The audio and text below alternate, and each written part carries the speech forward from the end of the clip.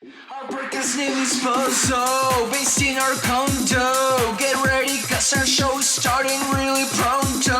Talking tons about stuff we all like. Give us a listen, let me tell ya, we don't bite. We know your mind will be jumping super high as you hear us making light of our lives. Time spots, frequencies, and energies. Time spots, frequencies, and energies. Get us thinking about space, poo-poo, and pee-pee. Come on, come on, come on, come on, come on, come on, come on, come on, come on, come on, come on, come on, come on, come on. Look at the sky and listen. Capital W, welcome back. We're on season 2, episode 7 of PodcastBozo. Fun fact, did you guys know the average American spends $86.27 on Halloween every year? That's compared to the $1,000-ish that the average American spends on Christmas.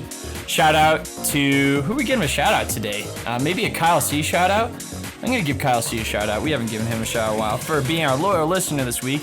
I'm your host, JJ, and I'm here with Sean, a certified beer server, and Eli, our resident artist. The boys are all back in town today. It's been a couple weeks since we've all been in the studio together. Today, we're going to be talking about Shipwrecks and Phobias. Sean's bringing some spooky lake shipwreck news to us, which I think is interesting. I'm going to be talking about phobias and the capacity of how they're formed, and I don't know, it's a spooky topic. This is our Halloween episode, so we gotta bring it relevant. I know you guys want relevant content, and by the way, speaking of relevant content, we have activity off the sound waves. You can find us on @Bozo Podcast on Facebook, count 'em with me, Instagram, and Twitter. We also have a Discord server now. I forgot to tell you guys that, but I just kind of made one, so I don't know anything about that, but we'll start releasing news once we figure that out a little more. Not to mention, you can observe our beautiful, beautiful faces on YouTube, which is where we want you to watch us because, I mean, we dressed up for this Halloween. Cheek, you didn't necessarily, but I have a lay on. I've got a tie Appreciate on. the heads up with that. Yeah, I totally forgot, Cheek. I'm sorry. And maybe at the PP break, that'll be something for our listeners to. There we go. Oh, now he's Bane. It's a nice skin shirt. Oh, and Eli's. What did we decide you were? Some kind of guy that delivers papers. I look like a guy that serves papers. Yeah. You know, I have a take on what Eli could be because I can't see you from the waist down. So it looks like you might be wearing a trench coat. Ooh. And in that case, with just the showing of the tie, I kind of think of Inspector Gadget a little bit. Got some You just need a little fedora action. Did you bring a fedora? No, but I don't have I'm one. telling you, that's a purchase I've had in mind that I really want to get. A trench coat or fedora? Well, trench coat has always been on the list, but fedora is a recent one that I definitely want to get. Yikes. That would be awesome. Yikes. That would be awesome. Yikes. By the way, Cheek. So you had a poopy problem yesterday, so we didn't we didn't record. What happened? That's right. I had it wasn't necessarily a poopy problem, but there was a backup from the sewer line in that direction to the house, and the bathroom, which is right over here. Let's see if I can show you. That door is the bathroom. And we were prepping to have some friends over. Why is there poops seeping out of the door? To watch the Monday night football or the Sunday afternoon football games. And we're getting all this food ready. And all of a sudden I go over to the bathroom door and notice that there's water leaking out from the door. And I open the door and sure enough, there's water coming out of the toilet. There is water coming out of the shower drain. And it is a fearful sight. I'll tell you what. Yikes. Did you flood? Is there an apartment below you? No. We're in like a little annex from a bigger house that's right to side of us. So luckily it's not like a real apartment living situation, but it was tough because that's the only toilet and shower in the house. So without those things working, we couldn't really be here. And then almost immediately when we realized that was happening, I also realized I had to poo because that's how those things work. Yeah, you got your butt got reminded. Yeah, so we called the landlord, Tom, who lives next door, and he was like, "Oh, I'll be right over." Pops right over. He's like, "Yeah, I don't know what's going on. I'm going to call a plumber." While he was over, did you sneak into his house and use Take his a shit. toilet? Yeah. I didn't. Clogged his toilet too. But the people who were supposed to come over to hang out with us, I was immediately like, "Well, can we come over to your house?" And they were like, "I guess so." And you clogged their toilet. Almost immediately as soon as I got there, clogged their toilet. You went on a poopscapade.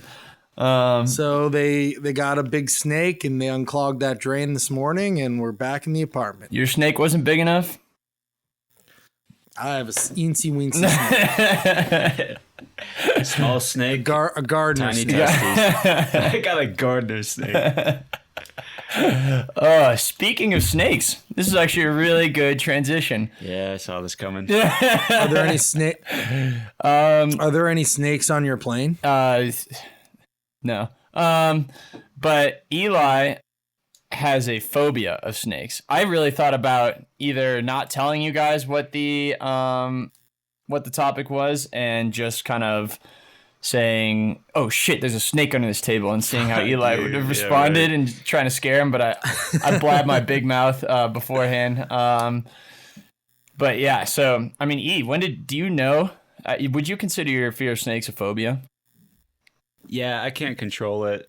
Like, it's a rush of energy that happens, and I feel like yeah, I definitely classify as a phobia. Yeah. And nothing else gives me that like rush of I can't deal with this, like I gotta leave. Yeah, and it's like, have you ever been spooked by a plastic snake? I thought about that too. I don't think someone's pulled that prank on me like big time. We'll work on it. Like I've had plastic snakes before to spook other people with. I don't know why I got them, and then like someone turned them around on me, but it wasn't like a well thought out spook. Yeah. Well, someday There's like go ahead, G. There's a trend going on that really was more last summer, but this summer definitely saw some videos too. For some reason in the golfing community, people placing those like realistic fake rubbery snakes like partially under a golf cart, so when somebody's walking back to it, or somebody will like clip it to the back of their like short pant really sneakily. So when they're walking around, it looks like that there's a snake following them, and they just like take off. Oh, and that's then they crazy. look back and see it's still there. That would get you. Yeah, That would get me. That would get. Ah, shiest. Those are pretty brutal, but those are really funny. I have a lot of fun watching those videos. I feel like in the case of Eli, like if he saw the one where you tie it behind you and it looks like it's following you, he would not come to your aid at all. The only way you would know is because you turn around and Eli wouldn't be there anymore. Like if you're actually being chased by a snake, or isn't there a horror movie called Anaconda? I don't know what that's about, but I'm assuming you'd be, whatever the plot of that is, I'm assuming you'd be useless in it. Absolutely. You'd be the first to die.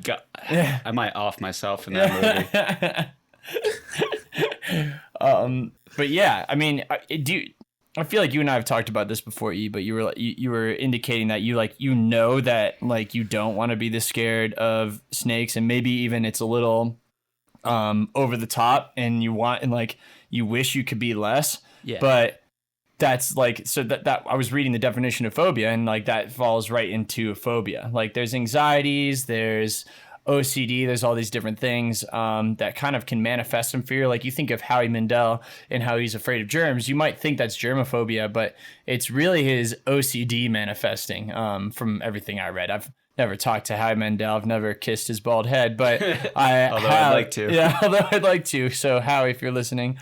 But I've read a little bit about it now, and kind of there's these differences that kind of come about it. I don't know, Cheek, are you mortally afraid of anything?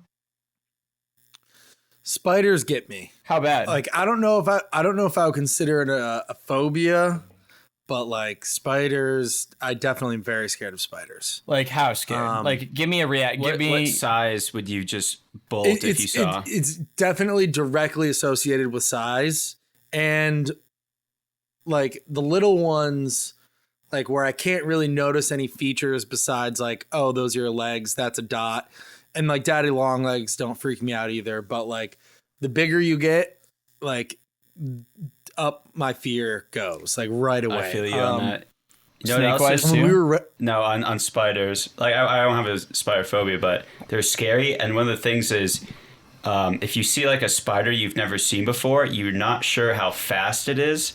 So if like you want to try and kill it, and you want to rush to like, you know, cover it with a paper towel or something, you don't know if it can jump, you don't know if it can skitter away super fast. You just got to know what type of spider it is, I guess. Yeah, but do you know your spiders? No, not at all. But like, if I'll try and kill one and I see it's super fast and it's like a decent size, I'd be like, I'm not fucking with that. Like, I'm not even gonna chase that thing. I had an experience with a spider this summer actually when I was helping like paint and renovate the house that I was like living in briefly for 6 months. We were doing the office, and it was actually, I wasn't renovating the office. It was where I was keeping all the paint supplies, and I go to separate two trays from one another. And on the bottom tray, there was a wolf spider that, I kid you not, was probably like leg to leg about that big. My God. And it was the most like Google right now, you've got a computer in front of you. Maybe you can punch it up for the folks. Wolf spider. And they are very common in Vermont, especially around damp areas, like around the brook that ran through our backyard. And that thing was absolutely terrifying. So I had two plans of attack of trying to get rid of this thing, because usually I am a catch and release type of guy. And, you know, like, is there bee inside? If there's something, that was 100%. That was it. This is it? And yeah. Like my view of it was like that upper right one where it's on the hardwood floor. It was like that, but in my it's thick too. Like if the legs were skinnier, like you would think maybe not as bad, because like daddy long legs, if you flatten them out, are probably pretty wide. But like if you screen press them, yeah, you flatten those suckers out. These like those people that keep flowers and presses. Yeah, exactly. It's a big spider. It's a big spider. But the ones that you gotta look for, the hand comparisons, like this one here. Jesus. All right, go ahead, Cheek. Yikes, I don't like that. So my first plan of attack was catch and release. And so I had a piece of Tupperware. I wanted to like get close enough where I could just drop the Tupperware over it, and then it would be captured, and then do the old like slide the notebook underneath, and then I could like take it outside, you know? Mm-hmm. And I was terrified of getting too close to that thing. So I'm like reaching away, I drop it.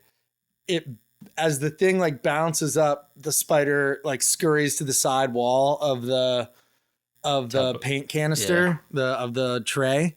And so I was like, fuck this. Like, I don't care about this spider enough that I'm not going to kill it. Yeah. So I detached a roller from the extension that I had. You went medieval. And I started jabbing the thing. Jousting the thing. thing. It took me like 4 or 5 good hits to like get good enough contact. My God. The thing is, it wasn't that quick of a spider. So it was like, I think, or at least maybe I got like a leg on one of the first jabs, so it like couldn't scurry away. You chopped off some of its mobility. Dude, it was the worst thing that I had to deal with all summer, probably, which in hindsight is a pretty you had a good summer. Thing, yeah. But it was scary. It was really scary. Would you say spiders are the thing you're scared of the most? Like compared to insects? I know a lot of people are scared of millipedes. Oh, like centipedes and millipedes? Yeah, those definitely creep me out, but I guess I just don't have enough like in-person experience with them to actually be scared. I think those creep me out more than they scare me. Well, interestingly enough, one way phobias develop is having enough over time exposure and only bad experiences with something. So you get enough bad times with a centipede, you get in the ring with a centipede 4 or 5 10 times, you start losing hand over hand, you're going to start developing a phobia. And some phobias are developed in one traumatic moment, but as you get older, they tend to develop over time just because you have a more established mentality. You're not as impressionable. Cheek, that's why you're so confident and commanding behind that mic. So yeah, I don't know. That's one way. So maybe you will develop. You go to a place that inhabits millipedes more frequently. There's some big millipedes out there. Have you seen the big boys? Like I've seen the big boys. I don't Well, how big is big? How big do they get? I don't. Tell me if I'm exaggerating, but like that. So I've seen that millipedes before. are They're, like the chunky. thick things Yeah. that are like round. Yeah. And then centipedes are really flat and the legs come out a little bit longer. I've seen some centipedes scurry across our floor and I'm always just like, oh, that's gross. But the thing is, centipedes always go for a dark and damp area. So it's more likely they're like under your floorboards. They don't really come out very much. Like spiders, they hang out in the corners of your walls and stuff like that. So I feel like those are much more prevalent. Centipedes, it's like, you can stay under my floorboards. If I don't see you, I don't care about you, I've also read that they're actually very good to have a healthy population of them around your home because they hunt other actually like bad insects, like termites and other like insects that could potentially be bad for your homestead. Shout out to the peacekeepers of insects.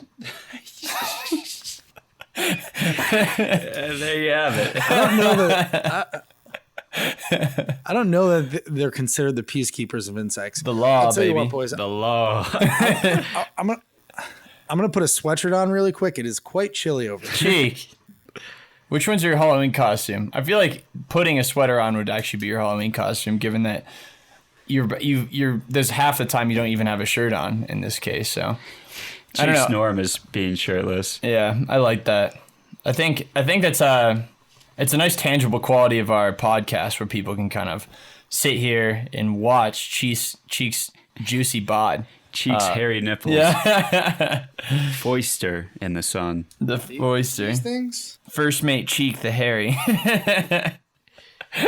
I did a pirate name generator for us today, Cheek, and one of them that came up was a first mate Cheek the hairy. I'm a JJ Steamy Parrot, and Eli's got a cool one based off this one, Dread Pirate Eli, but that's kind of a cop off. Yeah, that's been done before. Wait, what was mine? First mate Cheek the hairy. What do you think? I'm not even that hairy. Yeah. Well, for the sake, in contrast to us, you are. You're the hairiest person on this podcast. We'll give you that award at the end of the season. I'll send the trophy your Vermont address. I actually have certificates in my closet that we should make for the end of the season. Oh, certificates. Yeah. What a thing. What a thing. You have a thing with certificates? They're just like lazy, pointless trophies. Mm-hmm. I mean, Lazy awards. acknowledgements. Yeah. Could I have them on Tucky? Yeah. Yeah, but furthermore, in terms of phobias, I just remembered that I have a phobia. And first of all, the common phobias, you've heard of them. There's like social phobias, claustrophobia, which can sometimes be classified as a social phobia depending on how it manifests, because it could be... That's kind of... It's fear of small places, but it can also manifest in like if you're in a huge crowd, like Grand Central Station type crowd, and you just feel like you're close. I guess that makes sense. But I guess when you think of like claustrophobia, you think of being alone in a small place. Yeah. And to classify that as a social phobia, being antisocial is kind of like it cancels out. It doesn't necessarily make sense right away. You know what I mean? Yeah. Yeah. Well, it's the same thing with like, you can have arachnophobia and not be scared of all spiders, you know? So like claustrophobia, it just depends how it manifests for you. And it's always associated with the trauma that hit you hard in the first place. So like there's some serious like social phobias. Like we were watching a little news article before we recorded about, or news video about some certain groups of kids that just have, they can only talk to like 3 people in their lives, and everyone else they just literally can't talk to. And this isn't just like being shy. And we've kind of talked about this before, where like how this is where like dismissive language gets dangerous, because like you say, oh, like just just toughen up, or like just look at your fears and stuff like that. And sometimes facing your fears when you have a phobia will actually just make them worse, because like if you're afraid of snakes and you're like, you throw a snake at this kid, that kid's not going to be less afraid of the snake because you threw a snake at them. Like that's where like one of the top proven theories of how to get rid of a phobia is doing like exposure therapy, and that's kind of where exposure therapy was first worked too, is like if you have these fears, and it's not always just for phobias, sometimes you can have like a social anxiety and that helps with that too, but it's like proving, like I don't know, for me it doesn't seem like there's that much harm in having a phobia of snakes or a phobia of spiders. Like, so what, you're really scared of spiders, like they're not gonna ever be good for you. But having like a fear of social situations or fear of claustrophobia, some of that like you might be able to treat and might be reasonable to treat with kind of slowly over time exposing that person to these small increments of what they're afraid of. And I had to remind myself here, but I forgot that I hate have you guys ever seen the fear of small holes? Oh, I know exactly what you're talking about. You mean tyrophobia? Trypophobia, but trypophobia. Yeah. I only know that because I'm looking at it right now. That one might be my phobia. I can't look at this shit, especially like when it's on fingers and stuff. I'm gonna make everyone share my pain here by sharing this. Sorry, you won't see this one, but it's this. It's, oh gosh, oh jeez Louise. I don't know. I think it's like that habit. It's like honeycombs don't get me as much because they're more patterned, and there's no like harm associated with it. But when you're talking about, Cheek, are you seeing my screen here? What's going on with that hand? I don't know. I don't know. Do you think that's like a makeup thing, or like is there a disease? It looks like he reached into your sewers, Cheek. Harvey Dent's hands.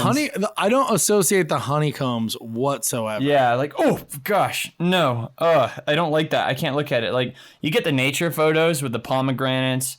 I guess that sets some people off, but this next one, we're gonna have to rate this one not for kids. Oh gosh. God.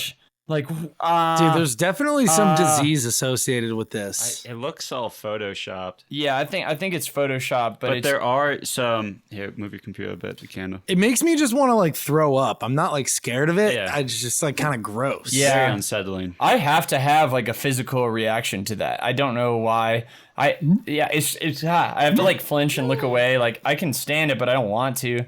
It's probably not a phobia, to be honest. But the only thing in nature that reminds me of is if you go to a beach and you see a rock, on the shore where a bunch of snails burrow into. That's like the closest thing I can think of where I've ever seen that. I know that there are like some weird sea creatures out there that look like that because I've seen like videos. Yeah. But really nothing looks like that. Like sea sponges or something. Yeah. What about like an octopus's tentacle? Or like a squid's like palm. Does that would that trigger you, Jay? It's too big, I think. And it's not like I said, natural things. Like, I think my brain can logically put that together. But when it's like, I remember the first time it came up was I was sitting at so this goes outside of what I was just saying, but I was sitting at a wood table, it's one of those tables that was cut just vertically from a tree, and it's beautiful and doesn't have the cut edges, it's kind of like the bark edges and the live edge. Yeah, live edge. That's right. I always forget that word, and every time someone else says it, it just sounds like they really know what they're doing. But I was looking at this table, and it had all these little holes from like worms or something, but it was sealed over, and I was like, oh, that's kind of disturbing to me. Like, I don't know if I like that. And then someone's like, that's a fear, and I was like, what do you mean? It's like tryophobia, and whispered it just like that. Yeah. They didn't want anyone else to hear. So they showed me this on their phone, and I looked it up, and all these pictures of hands with these holes in them, and that's where it really gets me, because that's just so unnatural and like unholy. I feel like one of the sea creatures from Davy Jones's Scurvy Crew would have that. They certainly would. And honestly, that'd be more natural than some of those hands. I don't know. Jay, that might just be your rehabilitation for that fear. Davy Jones. Davy Jones's Pirates. locker. It might just do you some good. All right, Cheek. When we start talking about shipwrecks, you could count me in. Just plummet me to the bottom of the ocean, and I'll go meet Davy Jones, and he'll get me out of my fear of small holes. Shove you in That sounds Davy good. Jones's locker, you nerd. But yeah. So that's I don't know. The next thing I looked up because I was curious is because at first I was like, oh, Howie Mandel phobia, easy call, Wait, germophobia. But what? Oh, Howie Mandel has germophobia. Yeah. Well, that's some people say, but some people are also like that's actually OCD, and OCD extends from anxiety and phobia, and phobia also extends from anxiety, and that's kind of where they share a common path. Woo, excuse me. But but he actually has OCD, and what's happening there is people with OCD have those routines, like they have to touch things 3 times or like put it up and down 3 times. Like Monk? Or never seen that, but I don't know. Sure. And or like they need to wash their hands for an extremely long amount of time.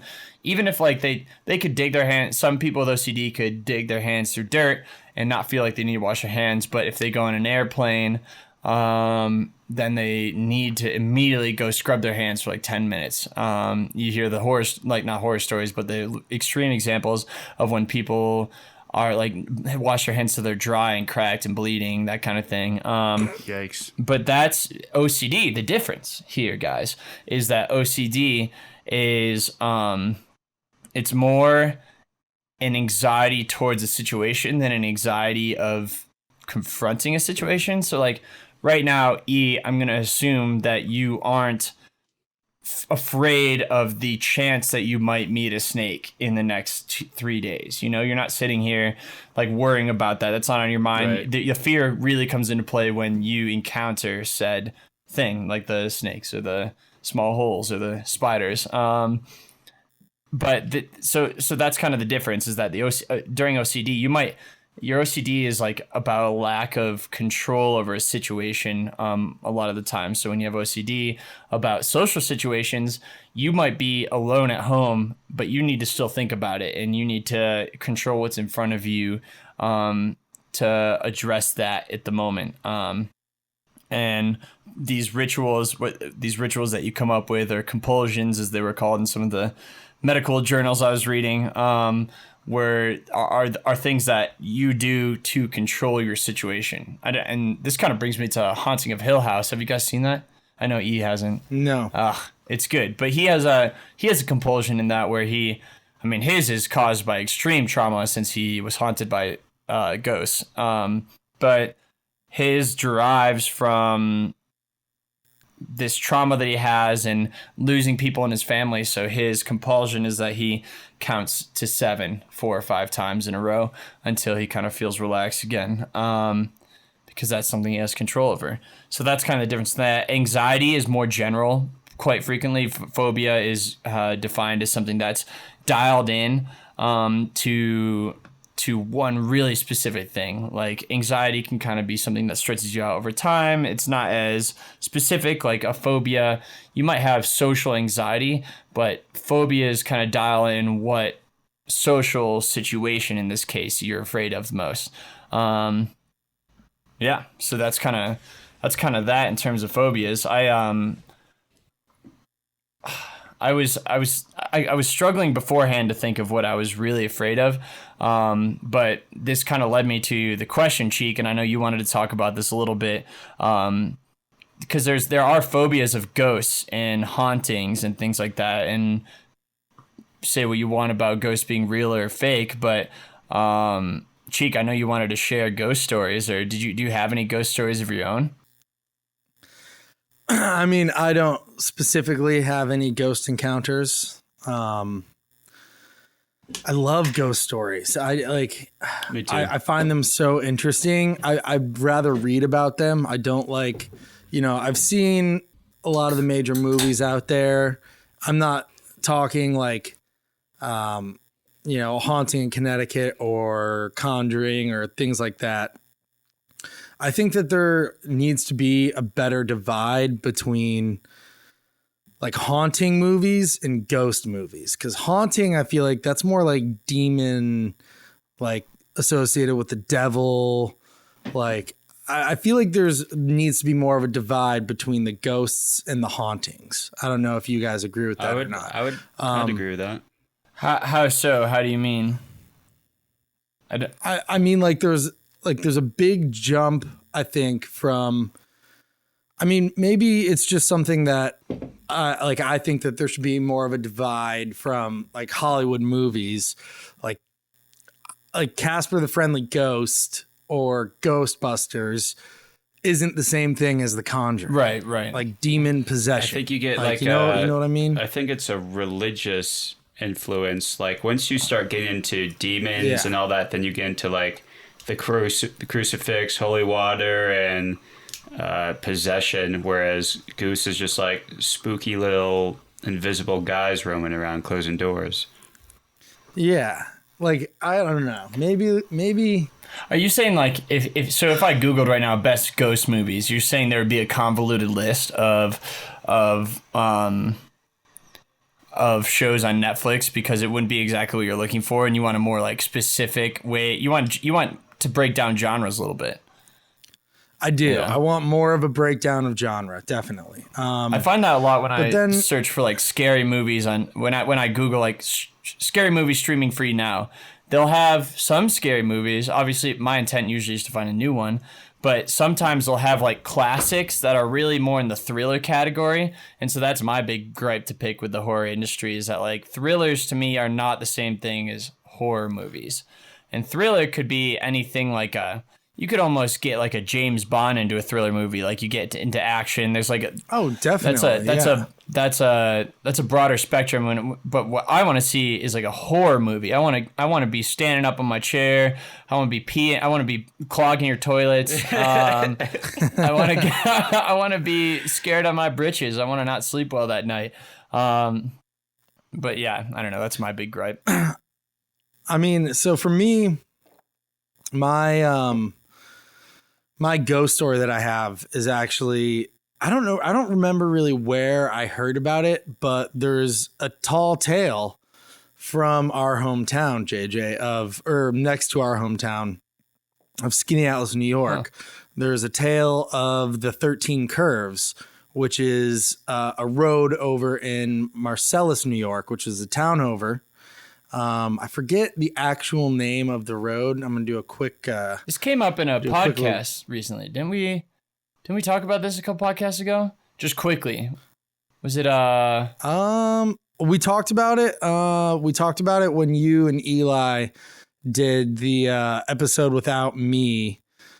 And Eli read some really long poem about rats. I remember it. Old Pied Piper. Yeah, the Pied Piper OG story. The old Pied Piper.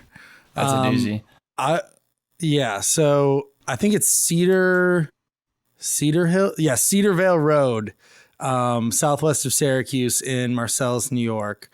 It's called 13 Curves on Onondaga Hill, the tale. And is this like a renowned one, or is it just something we know because we're from there?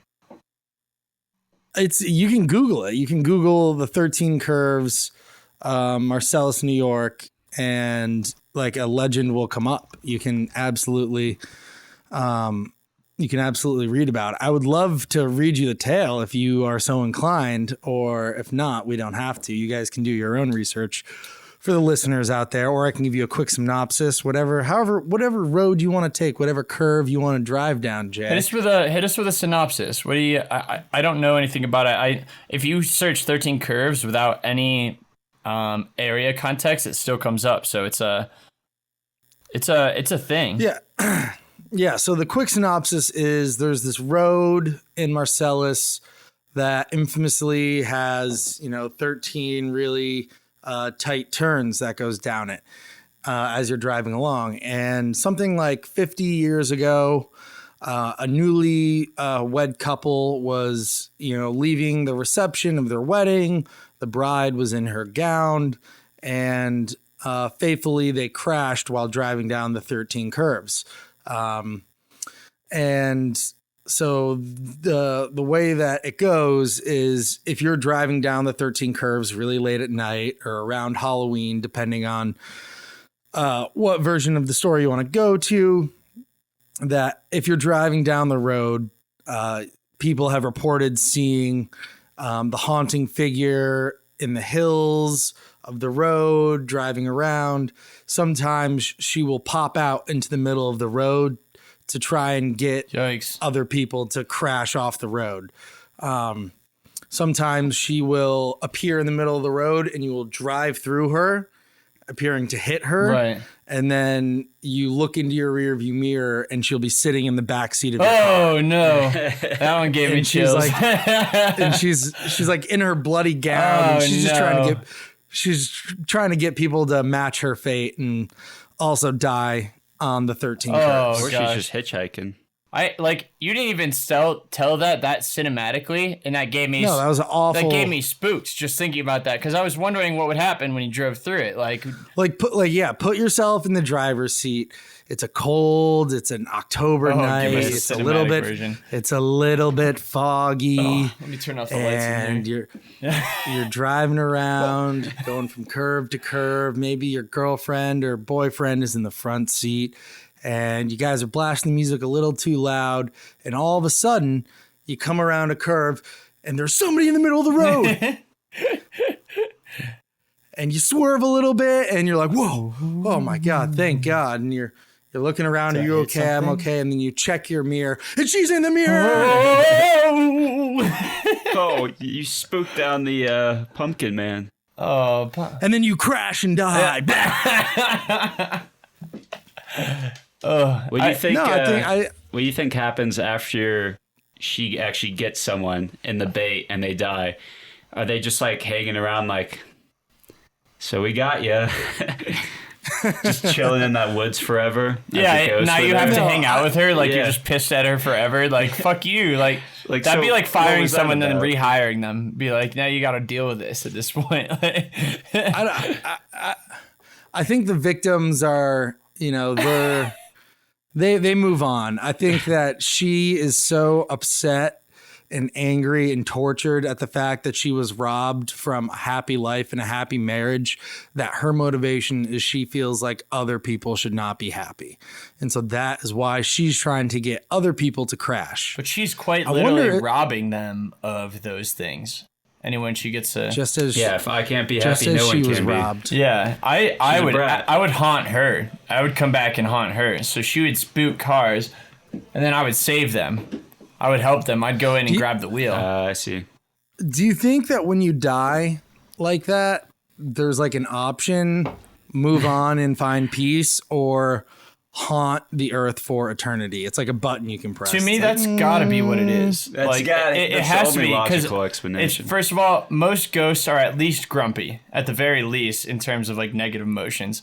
If you show me a positive ghost, I don't believe it. But negative ghosts, they're always the thing that you see. And if I'm going to talk about depicting negative ghosts, and they're always in shitty places and all that kind of thing, maybe they're bound to it or whatever, but you have to be a grumpy person to want to stick around and haunt these people. These are the same old men that didn't want dogs on their front yard and Yes. would like yell at little children who came to sell Girl Scout and Boy Scout stuff. And those are those people. They didn't enjoy life, and they want to make sure they want to die. And once they have that anonymity as a ghost, they want to just haunt other people. And I strongly believe that. And that's one of my biggest disagreements with Haunting of Hill House is that they depict all these nice ghosts in the. I don't want to spoil it for you boys, but they depict a lot of nice ghosts, and not every ghost is mean, is kind of the thing. And yes, they might be creepy because it's unknown and it's dead, so maybe I'm being closed-minded, but it's just I don't believe it. So, first question, do you think that ghosts in general are real? Do you believe that there are locations that are haunted, that, there are spirits or another, in any form that maybe you choose to believe? Do you believe in that? Start with you, JJ. I want to. But you're not sure that you do. Yeah, I really, really want to. I think it'd be awesome. I also, every time I watch a scary movie, think about what I would do in those situations. So I would, like, I'm not sitting in bed like, haunt me, haunt me, haunt me. Like, I'm scared of shit. Like, I get scared. But I don't, I'm still human. But Haunt me. haunt me, haunt me. I want you to do it. I want you to do it. Haunt me. Just lighting crosses on fire, like surrounding myself again. But I, but I just don't. This is something that I would need to see to believe. Like every time I watch one of those, like Finding the Hauntings horror shows, I always see the flaws in it, and I'm always skeptical that there's just some guy in the background going, ooh, and then they're like, oh, did you hear that? But I don't know. I'm not all in on it. I want to be in on it. I want to think ghosts come alive, and if they are alive, I want to be the first not grumpy old dog off my yard man to be a ghost. So, How about Ghost you? 2020. No, I 100% do not believe in them. Woo. But I thought you were Really? going to say you do. no, but I mean, I still get scared by them. And if I'm in my local mine walking around in the depths by myself, I'll like picture a ghost. You know, when you're in like a dark, scary setting or like a new basement, you'll like picture something that's terrifying. You guys ever do that? Yeah. To And freak it's dark yourself enough out? that you can impress your memory on Yeah. or your imagination. You're just like torturing yourself basically. And I'll do that a lot with ghosts. It's actually, I don't know about ghosts. Ghosts don't really scare me. What get me are like the Conjuring, you know, those like women's faces that are like torn up and ghoulish and satanic looking. Those things, that is what terrifies me the most. Tattered I don't know if women. that Tattered classifies women as scare ghosts. Eli. Yeah, tattered women. Yeah, that's why Eli hates the homeless. So Oh my God. for me, E, do you want to defend yourself? It's a social phobia, Jay. Don't read into it.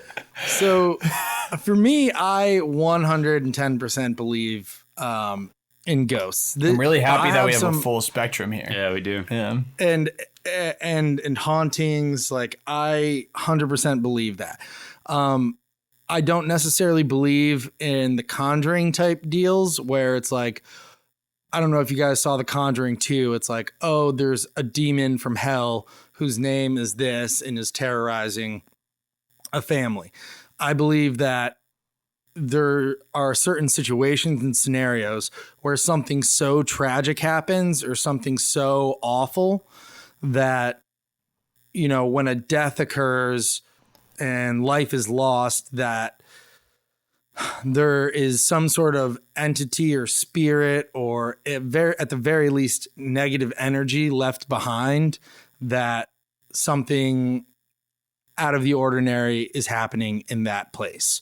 So, you know, for example, if you were to go visit like full blown, like go to Auschwitz or like one of the like concentration where so many lives were lost and such an awful tragedy happened, there is no way that there are not spirits roaming that area, roaming those grounds, like whether it's just negative energy or, you know, people who or spirits that felt like they were undeserving of their death and lost, or, you know, maybe there was a house where like just an awful, gruesome serial murder happened. And like, there are, you know, spirits that remain in that place. Like I 100% believe in that. Tell me if you can answer this. So what, I'm not saying I don't believe you. I'm just challenging your ideas at the moment. Because I want to believe this. Convince me, Cheek. But I want to believe in ghosts. Yeah. I don't have any. Haunts I don't me. have any evidence. Haunts me. I don't have any evidence. I don't have any personal experience. But in your opinion, Maybe- in your opinion, when a really tragic murder happens, what is it that keeps that soul there? I think it depends a lot upon the scenario. Like, you know, say it's the like the bride and groom from 13 Curves. And, you know, that is all that woman wanted, was to marry this man and live for happily ever after in their little home in Marcellus, New York. And it's not like, it's the Princess Bride type of love. It's the pure. There's so much connection and energy and meant to be-ness and, you know, longing for this, and it's finally come to fruition, and then you're robbed of it. You're absolutely robbed of it for no good reason. I think that, and this goes back to the episode that we talked about, soul and spirits.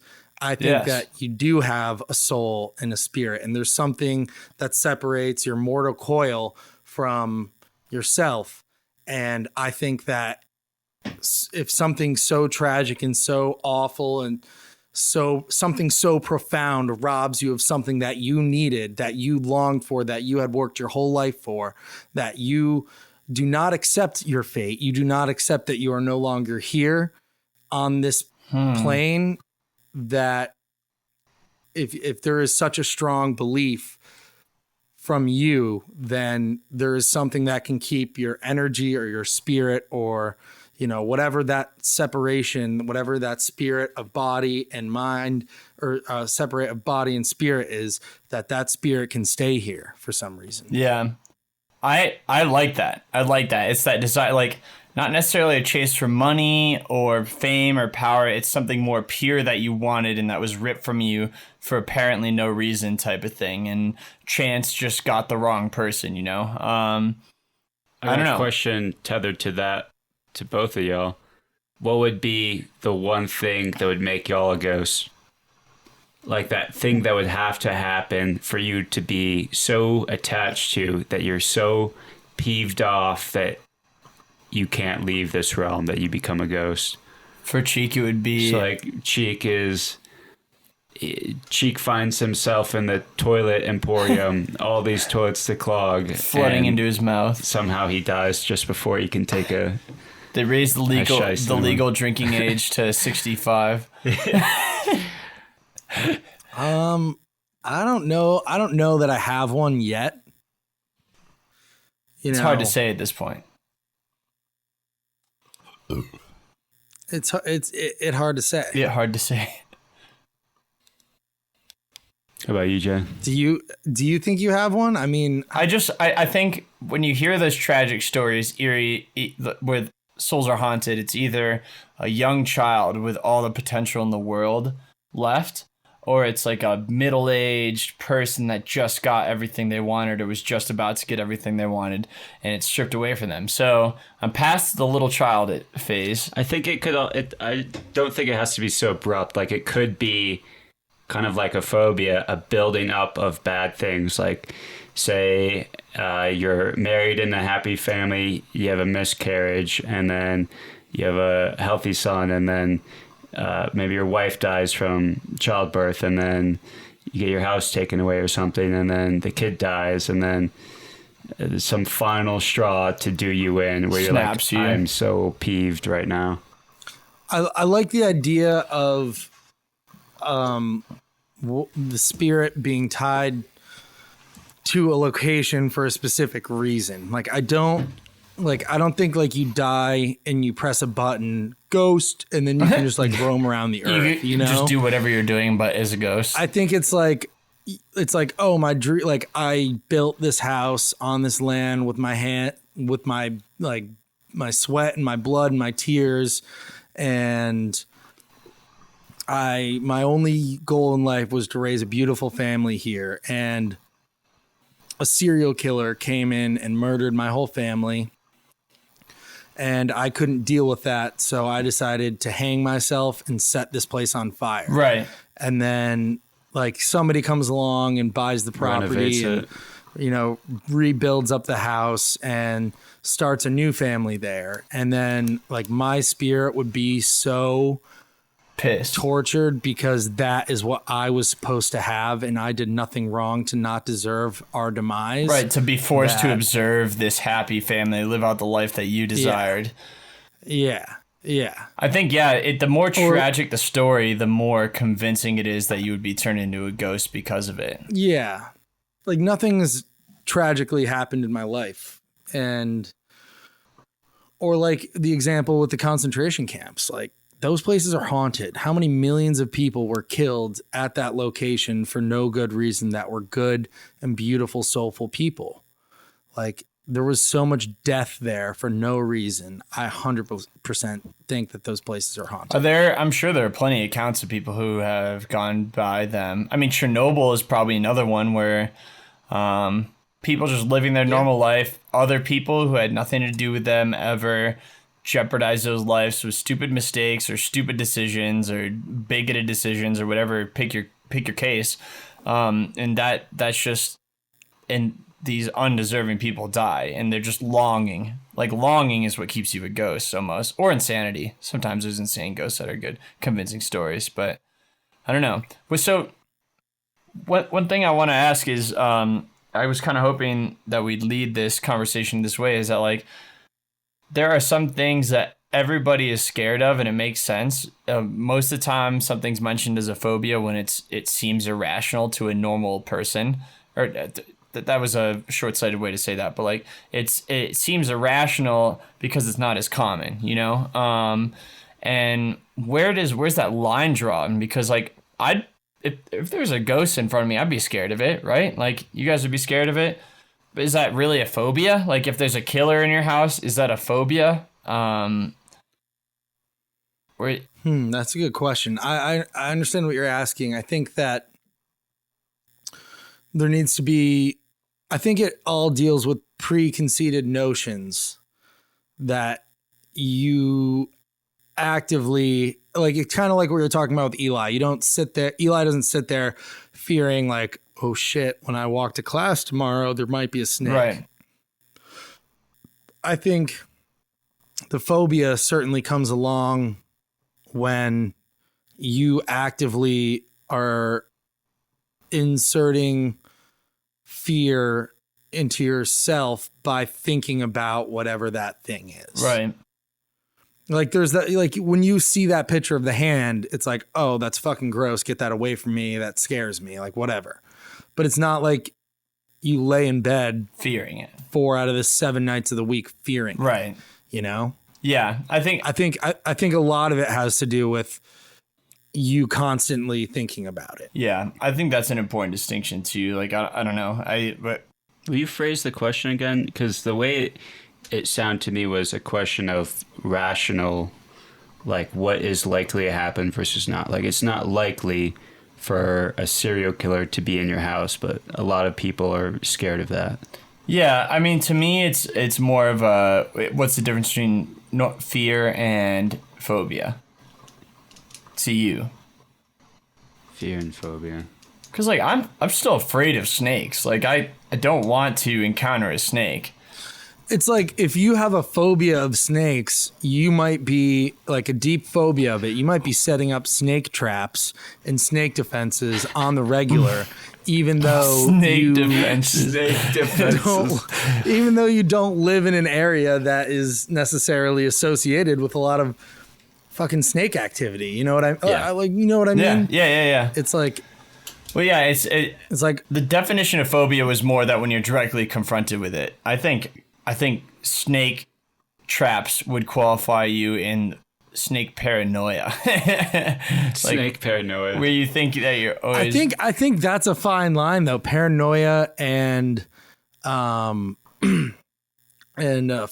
I feel like that's got to be a little bit of a gray area, no? Well, I'm sorry to keep using you as an example, E, but like when we go camping, E's not constantly like looking around for snakes. Unless we see one, then he's on edge after that. Well, actually, I can. Like, that's one of the shitty things about the phobia. The reason why I wish I didn't have is because it totally inhibits my ability to camp. Like, as soon as I start thinking about snakes being around and I start looking for them, it's so easy to fall down that hole of being like, all right, where's the snake? Everything could be a snake. You're looking at twigs. Oh, I think I felt one in my sleeping bag. Like, oh my God. Sure, okay. But Oh no, that's just JJ's wiener. I forgot what started this, but it's like My wiener. your wiener. Yeah. If you start thinking about something, it easily becomes a phobia. Like you don't rationalize it. That's another way that phobias were said to develop is when you overthink them, is that you push it into your brain because you don't need to encounter anything to be afraid of it, like fear of heights isn't about you fell one time. It's about you saw other people falling. Possibility. And the possibility of over. it. One thing, I think this is pretty relevant, is you got so many people afraid of like robbers and like thugs and getting mugged and stuff and like petty crime because it's advertised so much, like it's posed as such a threat. But a lot of people have never experienced that, but like they buy guns and like they prepare, like they have a petty crime paranoia, I'd say. Yeah. But what is the line between, you wouldn't call that a phobia, would you? You'd call it like an irrational fear. Yeah, I think phobia, there's obviously, psychology is not defined in any one way, and there's always someone with a competing theory, but like to have that situation, petty crime, to be a phobia would have to fall under like you were a child and someone busted into your house and now you don't trust people coming over to your house because you don't trust people anymore, There's one story I read about like she had a friend that committed suicide and then another friend that committed suicide. They were two best friends and she basically coped with that by traveling the world because she could tell herself that she didn't have to make a friend, but she could be surrounded by people. So that was kind of one example of just like these factors, and not obviously there's such a wider range of phobias. I saw one that was like fear of cheesecake, fear of salt. That is whack. Yeah. Fear of salt, that's tough. Yeah. I feel like that's just people attention grabbing. Yeah, I don't know. That could be like My Strange Addictions level of stuff. Cheesecake freaks me out. Like, what? Oh, that cream cheese. Like, that's not real cheese. I'm fine with Fuck cream off. cheese until it's put into cake form. Yeah. Yeah, it's like cheese I like, cake I like, but put those things together and fuck off. Yeah. I hate that. Like, you come at me with one of those irrational phobias, I'm gonna laugh in your face, you liberal snowflake. What if it's real though? What if he went to a Cheesecake Factory and had the worst time of his life? Yeah. What if his dad slapped him across the face in the middle of a Cheesecake Factory during dessert, during the third course? How many cases, so I'm going to tie this in. How many cases of fear of something has to happen that we can logically define it as an actual phobia? Like Johnny's dad drowned at the Cheesecake Factory when they were mixing the cheesecakes together. A giant Johnny's vat of fucking cheesecake. afraid of cheesecakes.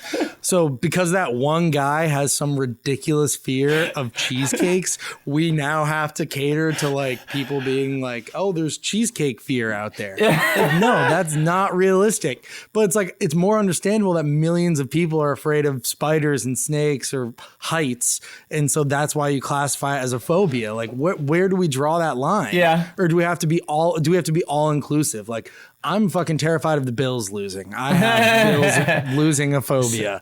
So the Bills can never lose anymore, or else you're discriminating against me. I mean, that's a slippery slope. I usually personally lie on the slope of if someone's afraid of something, help them out with it. But I get what you're saying, and like, well, if you want to talk technically in terms of phobia, it's how young of an age that you are when this trauma happens decides how many times you have to really be hit by it. And just, I mean, there's so many factors. But in terms of like, when does the landslide turn into something we have to acknowledge as a society? I don't know. I know, Cheek, sometimes you tend on that side of the argument. That was another question that popped into my head. We were talking where like, where does a phobia become unnecessary to accommodate? And there's a lot of these, like, there's a lot of times that this new thing, like ADHD used to be that. Not saying cheesecake phobia is going to become the new ADHD, but ADHD used to be something where people are like, oh, really? You have a bad attention? Why don't you just focus more, you know? Mm-hmm. I get that. Yeah, and so lack of knowledge about it and lack of studying about it. And it's less like, so when you're talking about accommodating to someone who needs to not ever be in the same room as cheesecake or smell cheesecake. When you're talking about that, you should be focusing less on what they're afraid of and more about why they're afraid of it and how to help them be better, you know? Because phobias are something you can get over. It takes a lot of patience, and some you can't because some that's just so deeply ingrained. But like the thing is, it's not like, oh, we have to be sensitive about this person around cheesecake. It's more you have to be sensitive about what causes phobia because you're still treating a phobia, you know? I think that's a better way to look at it. Like, yeah, it's silly. So go ahead. I totally understand that, and I love that you made that point there.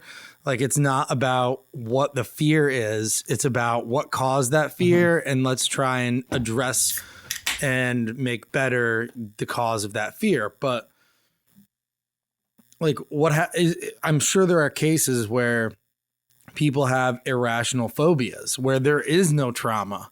There is no big event or circumstance that caused somebody's fear of what. And I mean, that's, for me, the fear of spiders, like nothing traumatizing ever happened to me. Like, you know what I'm saying? Yeah, there? yeah. Like there's, you're saying there's go ahead. Like you convince yourself that you have a phobia? Yeah. That happens. That's like the second definition of it. But you're saying more like, I get why you'd have to be sensitive because of cheesecake person, because their dad fell Johnny's in a dad died. vat. Yeah. But I don't get person. why you'd have to be sensitive to cheesecake person if they just like never had a cheesecake and saw one bad movie about the haunting of Cheesecake Factory and it's just it's a ridiculous example, but I get what you're saying. I think, but it's still, there's a reason they define these things. Like there's a reason there's a phobia versus anxiety versus a fear. There's a reason for this because it's a classification of how you think. And regardless of how it's founded, that classification is still notable because they fall into it. So you're never going to fix someone's childhood trauma. You're never going to unconvince someone that the cheesecake is bad just because they've never had it, you know? Regardless, it's the same diagnosis, and the idea is that they have the same solution and the same help. And like, regardless of what caused it, both these people are still the same exact scared of what it is, and like it can be crippling for people with phobias from what I read. And I've seen Eli jump 10 feet in the air onto my car at the sight of just the head of a snake that was clearly dead. Like it was gruesome, I'll give him credit for that, but like Eli jumped up onto my car and held on and screamed. I thought he got killed, but I thought he got murdered. Scream. Like, they're really throwing Eli under the bus. Yeah, he did. This happened, and I think it's hilarious. But the other thing, though, is that like people with phobias acknowledge that they're irrational. Like it's not, they don't have control over it in any sense. Like they need someone else to help dig them out in a lot of cases because, to me, you've said like, I wish I wasn't as scared of snakes. I'm like, why does that matter so much? Like, it's okay. There's no snake's ever gonna like give you a finance job or like be a good network connection on LinkedIn. They're always gonna be bad. There's nothing good that snake can do for you as long as you're not just like going on murdering sprees of snakes out of fear. But you don't. I don't know. It's definitely a hindrance. Like they can be, depending on what it is. Like fear of heights, I know people who like can't go to high up sites because they just don't mess with it, or claustrophobia. Like my dad, one time we were exploring a cave and he was like, nope, I'm out, I'm gonna wait here. Really? Yeah. I mean, so it like limits you, and it depends on how prevalent it is. Like a social phobia would be way more of an issue.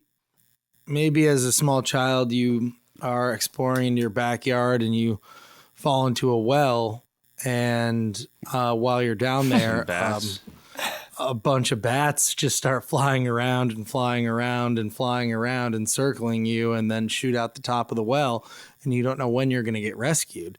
And then your dad, who is a rich philanthropist doctor, comes down and rescues you from a well. I mean, we don't know what could happen. What happens when we fall? We're not sure. Yeah, I mean, anything like that. I mean, in that case, in the case of Batman, I think that more formulated into an obsession in some weird way. Was it called when you reintroduce someone Why to their bats, fear? Master Race? Exposure therapy. Exposure therapy, yeah. They terrify me. Self-exposure therapy with bats. That's what Batman did. Yep, he did. He became a bat to get over his phobia of bats. Yo, I might just have to become phobia. a snake. That cheesecake kid might have to become cheesecake. A world-renowned cheesecake chef. Snake man. I'm Michael Caine. Why bats, Mr. White? Because they terrify. Because I shit my pants. Why are you wearing this rubberized suit? Because I'm fucking afraid of bats. I shit my pants in Clark Sean's toilet. Oh, dude, my toilet is not in good shape.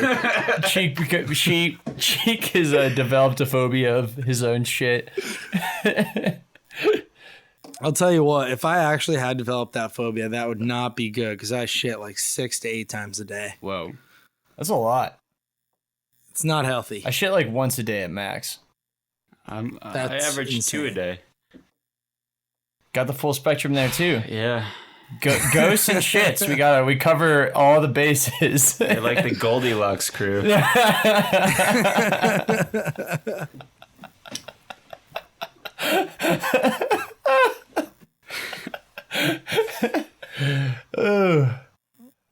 One guy doesn't shit enough. One guy shits way too much. And the other guy shits just a normal amount. The doctor recommended portion of shit. Oh yeah. I don't know. I feel like we covered a lot of good stuff there. And in terms of ghosts, and do you guys know anyone who's seen ghosts? I do. My old employer, when I worked at a dive bar called, not a dive bar anymore, but what used formerly a dive bar in Winooski, Vermont, called The Last Stop. My former boss, Shannon, she's worked with a lot of mental patients, people who are suffering, veterans from PTSD and things of that nature. She's not like a psychologist or a therapist or anything like that, but she once showed me pictures that she had taken from a abandoned mental institution that were quite unexplainable. That there was very clearly figures in the photos that you would not normally be able to explain. Now, with secondhand information like that or secondhand evidence where it's a picture, I don't think she was making it up. I don't think that she had photoshopped those photos at all. But I think you preface this and you tell me what I'm going to see, and then I'm going to see what you want me to see. Right. She painted that picture for you. She painted that picture and I was absolutely like, holy fuck. Yeah, that is fucking weird. Like, I'm out. Like, I'm absolutely out. What do you think you would have seen if you just were shown it without any preface? I don't think I could give you a non-biased answer because I've already seen it. I think that's an experiment you would have to do. Like, let me show you this photo. Tell me what you see. Not me telling you this is what you're going to see, because then you're going to see A little Rorschach test. So, I mean, yeah, I fully believe her. Like, she's very convincing, and yeah. Do you know what's funny to me is that that people, all right, so I totally believe there's life out on other planets. We've talked about that before. I totally believe that's a thing. I'm not sold on ghosts. I don't know. I'm leaning towards no, but I want it to be true. But if I met someone who has told me a ghost story, that they saw a ghost, and someone who told me that they had an alien encounter, I'm gonna think the alien person is crazier. I don't know why. Like if like those people on the documentaries who like I was abducted by aliens and dropped back off, tinfoil hat people. I believe those people a lot less. And if I had a friend that was like, I was abducted per aliens, I don't know how long that guy and I could be friends, because if that person was like, I got abducted by aliens, they probed me, I got the tin hat, That's now all to he'd protect ever my talk brainwaves. Yeah, because I'd just be like, I can't buy this. Like, how do you defend that guy to your new other friends? Like, hey, this is Jake. Like, he says he got abducted by aliens, and everyone's like, all right, like that's a little weird. But if you said Jake's seen a ghost, introduce that person to your new friends, then Way more acceptable. Way more acceptable for some reason, even though I'm totally flipped in terms of what I believe is real. I wonder where that stems from. I think it has to do with time that's been around. Like ghost stories have always been a thing. Like they're pretty old. You don't think alien stories have always been a thing? Ancient aliens, baby. I think aliens have do they talk on Ancient Aliens about how it's an old thing? Well, it seems recent to me. The aliens built the pyramids. That's what they're that's what they say in those shows, is that like they've been around for right. But before the show, thousands of years. In the 40s and 50s, I feel like people rarely talked about aliens. Like, did this topic surface because of the show type of thing? Yeah. I don't think aliens were popular back in like the 1900s. I think for me, if I had to define what the difference is there, is that if someone tells me a ghost story, I might not totally believe them, but I think I could define the elements of that situation that are questionable. So if someone's like, I was talking about my grandma and the light flickered or something like that, I'm like, all right, your light probably just flickered and it was a coincidence, Like, I don't think you're crazy. I think you believe in ghosts and you wanted to attribute it that way, and I don't. So, but with like the alien abduction stories where there's a bright light and they say all of a sudden wake up in a white room, and then 5 minutes later they wake up 15 miles away from where they're picked up, that is like, you're trying to sell me something, or you're crazy. That's a good point. I think that's why, just because I think in my head rationalize what they actually saw, because I do believe there's intelligent or there's definitely life out there, intelligent life. I don't know how close it is to us, like in terms of galaxies and things, but I just don't think it's quite here yet. So when I hear that, it's harder for me to explain away. That's a funny subject to bring up. That's a good point.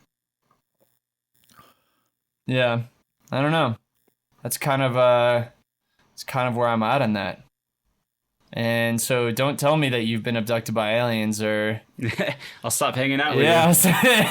So, but ghosts and we're chill. Yeah. I forget what I was watching. I think some sort of alien documentary. There are some famous people out there who ride hard for aliens, and I'm pretty sure Dan Aykroyd is one of them. Dan Aykroyd, really? I'm pretty sure he claims like he's had a ton of alien encounters. He looks like he has. Or like UFO encounters. I don't know where I'm pulling that from. I googled Dan Aykroyd drugs, because if this comes up that he does a lot of drugs, then I'm gonna believe him less. He's a big cocaine guy. Yeah, they all were. It was the 80s. Yeah, all those SNL guys. I don't know. The reason I looked that up is because with these like ridiculous stories, I look for reasons to discredit them. It's probably not the best way. Yeah, right here. Dan Aykroyd has seen UFOs in person. Dan Aykroyd unplugged on UFOs. Interviews of Dan Aykroyd talking about his UFO experiences. He claims to have seen like 5 UFOs or something like that. Wow. Dude, he looks like an alien. Have you seen his forehead and hairdo? Dan Aykroyd? Yeah, it's recently? out of this world. Dan Aykroyd. Let's see if I can describe this in detail. No, don't. Let's see if we can get Dan Aykroyd on the podcast to talk about his alien experiences. That'd be sweet. Let's just turn this into an alien conspiracy podcast. Oh, he does look like an alien. Tommy Boy after that search.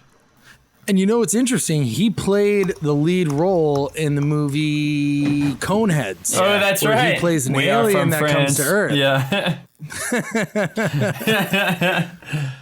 He kind of looks like Corey. He does. It's that smile. But to move away from inside jokes, I guess, I don't know. For me, all right, Dan Aykroyd's kind of an exception to this, maybe. But for me, it's just like, give me one alien testifier that just isn't absolutely wacko outside of his testimony about aliens. Like, give me one guy who isn't like, I saw the alien, and then you go out and see he's like vacuuming his front yard, or he has like 1,000 wind chimes on his front porch. That's Dan Aykroyd. He seems like a really sane, normal person. I guess I don't know him in real life. Like, maybe he does vacuum his front porch. But yeah, like, it seems like everyone that gives testimony, it's just like they showed an outskirt of their outside life. Have you guys seen Unsolved Mysteries? No. Like, they have I'm sure I've seen episodes of it. I know what it is. They're mostly like murders that never went solved, and they're like still questions. But there's one episode of it that's like 7 people testified about this like one occurrence in Boston where like a bunch of people like saw bright lights and then ended up like 7 miles away from they were in like 1 minute or something like that. And at first you're like, this is convincing. Like, these people all have, first of all, it's like 70 years ago this happened. So I'm like, all right, you had time to put your stories together. That's my first theory. But they were all people who hadn't met each other, so that's kind of a convincing part. They all had similar stories of similar occurrences in a very similar area. But I just have such a hard time believing it, because one of the main testifiers in this quick episode was this guy with like long gray frizzly hair, was always wearing like really baggy jeans. This is trying to build a picture. None of these things alone build that picture, but and like he had like a wife beater, what I like to call an undertube, and like a long baggy jacket. And during some of his testimonies, he's like laying in the grass just like this, and it's like these documentary accounts where like normally someone would be sitting in like a 60-minute setting where they're on like a comfy chair getting interviewed. This guy's like laying in the grass or like spinning around. I'm just like, come on, like, give me a credible source here. Like, I'm sorry to profile this guy, but you're not looking very convincing. Yeah, it was something so wacky like this. And maybe if this happens to you, you become wacky. Maybe it's a cause and effect thing. Which you could probably sell me on, but it's just like, give me one guy that works on like Wall Street and has been grinding his whole life, and this was just like a blip in his life, and he went straight back. He's never done drugs. He's had like the stable job, has the family. Just like, give me one mainline guy, one boring guy. Like, if Pete told me that he saw an alien, then I'd start believing it. Well, Pete smokes a lot of weed. Would you? Oh, really? Yeah. Pete is the guy that would do it for you, Yeah, Jay? that's not true. That is totally not true. Pete is the guy to convince you of aliens? Yeah. Fuck off. That's not true. Maybe Jason. Jason would. This is irrelevant. No one knows who these people are. But give me someone normal, you know? Then Pete seems like the type of guy who, and I've only met him on a few occasions, but for some reason is very passionate about the sharpness of cheddar cheese. And he's like, oh, you like New York sharp cheese? That's fucking ridiculous. Let me tell you about Vermont extra sharp cheese. You know what I mean? Ladies and gentlemen, you may not know who Pete is, but you just got Pete in his Snapchat. Oh, wait. You're making a lasagna and you are putting unpasteurized mozzarella on there? How fucking dare you? I think you could classify some of our other friends that way, but Pete's favorite meal is just Italian sausage from the package. Like, I don't think he's the guy that's gonna be criticizing different types of cheddars. He might, if you asked him, he might say, yeah, I like smart cheddar, sharp cheddar. But I don't think he would. I don't think he's the guy. If you could give him Gouda, Munster, and Brie, and he wouldn't know the difference. Like, I He'd think probably try all of them and be like, tastes good. Yeah, exactly. He'd have nothing to say. But Andy, on the other hand, that's another story. Andy. He might appreciate his sharp cheddars. Andy sounds like that cheese guy. I think Cheek, you've classified Pete as more sophisticated than he is. He's not a man of I think cheese. my goal he's a man there, of beefs. Yeah. my goal there was to display how he probably cares way too much about something that nobody else cares about. again, I Like think he's that's for the Andy. most part a really unoffensive guy, Yeah. but he probably has one really weird thing that he's way too passionate about, like the sharpness of cheddar. I get what you're saying. I don't think. I really think you'd be hard pressed to get Pete to put his foot down on anything. That's fair. I mean, I don't know him nearly as well as you. Yeah, guys. yeah. Well, you only know from Anyway, the source. that's yeah. We're way off topic. That's neither here nor yeah, there. it is where Pete lives, but that's One interesting thing on ghosts is there are a lot of ghosts, What a smooth transition there. just like Cheese and Pete, ghosts. equally as interesting is Just like Pete is a pale white ghost. Speaking of ghosts, Did someone say ghost? Under telephone wires, people report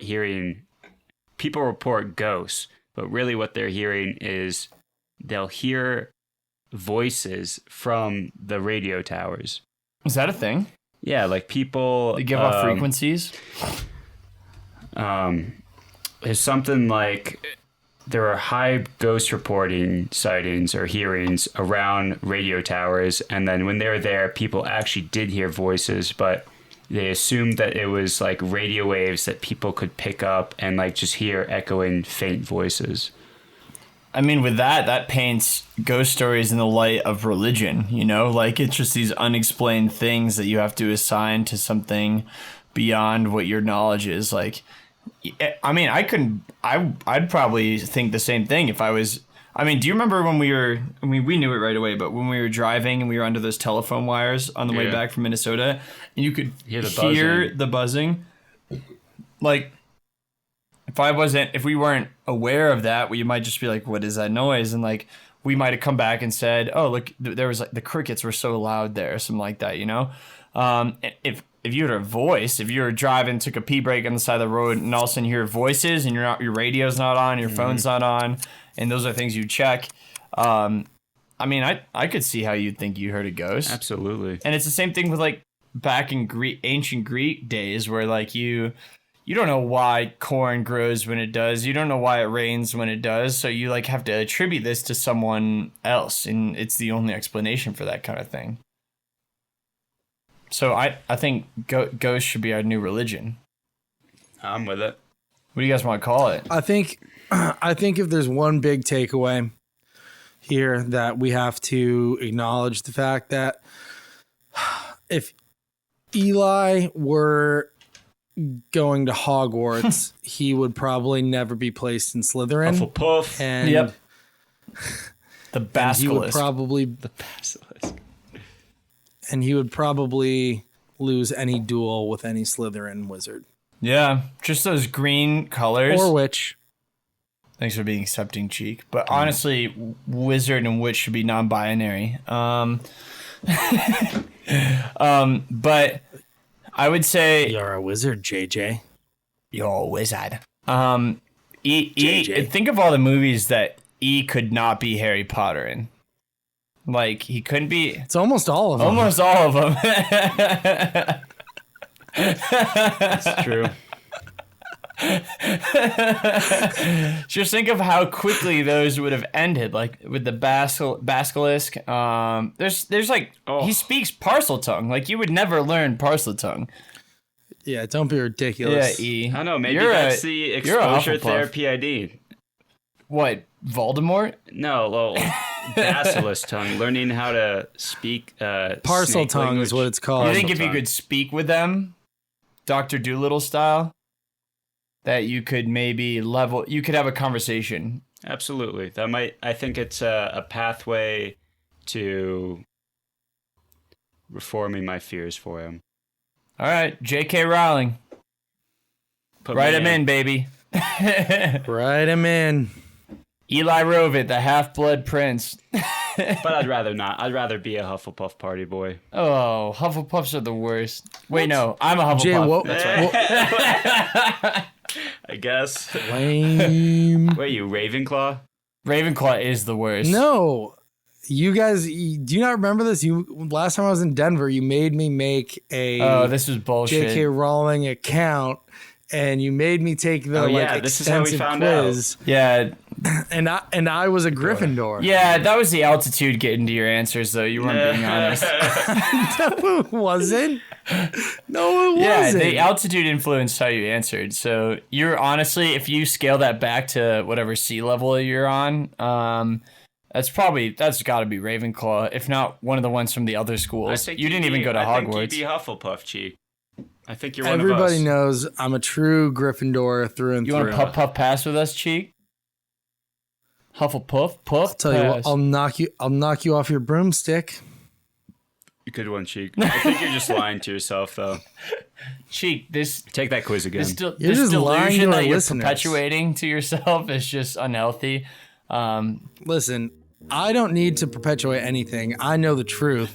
And J.K. Rowling knows the truth, and that's all that matters. She did write you in as a Gryffindor. Well, the truth is I gotta take a pee break. All right, pee break. I think that's fair. Sayonara. We'll be back with Sayonara. Shipwrecks in listener time, like 1 second, right?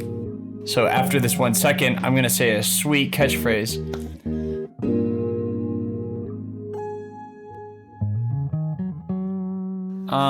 Yeah, welcome back. My catchphrase is vitamin B makes your pee smell like me. Since we were gone, we found out that E has been eating vitamin B, and that has made his pee more yellow. I'd like to hear our scientist listeners chime in on that. Another thing I wanted to mention is that we're taking feedback on PodcastBozo now. We'd love to hear your feedback, hear what you like about the show, what keeps you coming back. We've asked some of you already. But yeah, keep that feedback coming. And then on top of that, we're creating a t-shirt design for a contest. Awesome B got one because he sent us whiskey, so he just earned that one. But we're gonna make another one. And that's gonna be up for contest. Cheek, you got something to say? Yeah, I want to just touch on your feedback thing there. Okay. If you're listening, doesn't matter how you're listening, find us on Apple Podcasts at PodcastBozo or Bozo Podcast. That's BOZO PODCAST, and leave us a 5-star review. Come on, be a part of this thing that we're doing here. We need that 5-star review. In the comments, leave your honest review of what you think of us. I mean, it doesn't matter. Just tell us, give us your honest opinions, leave a 5-star review. Maybe when we get enough reviews, we'll read them on the show. Ooh. And we'll give you a shout I out. like that. And I think that'd be a lot of fun. So Be constructive. Give us that 5-star review. Help us get better. Be constructive, be honest. Yeah. And, mash, crash, and hit that follow button and fucking smash right into PodcastBozo. Coming to you live. Duke Nukem, Recorded baby. Previously. Recorded coming at you live because it's playing when you hear it, but we recorded this previously. Well, Cheek, I've got a question for you guys. ooh, Take us away. So, I don't know if you guys have great memories or if you're big pirate fans, though. There was a Pirates of the Caribbean movie called At World's End, where all of the pirates gather to discuss, their moves for the oncoming war. Do either of you remember what that place was called? was it not Shipwreck Cove? Ding, ding, ding, ding, Hey. ding. We've got a winner. Shipwreck Cove. Did you expect us to get that, Cheek? Perfectly. Yes, of course. I know you watch Pirates like twice a week. Baby. What does that lead us And that into? leads us perfectly into my topic of the week, which is shipwrecks. Wow, that You've heard of that them. was also You know 'em. smooth. You'll love them. Shipwrecks. Sometimes you're sailing across the big old ocean blue, and maybe your ship doesn't work too good. Maybe it crashes. Maybe somebody's taking it apart piece by piece and then putting it back together on some other island piece by piece for some weird reason. And maybe you got a little shipwreck. There's been millions of them. There's been tons of shipwrecks that have happened all throughout history, and I want to dive a little bit more into the world, the fascinating world that is shipwrecks. So join me for this installment of Shipwrecks with Sean. Sounds like we're gonna have to upload this segment to Audible.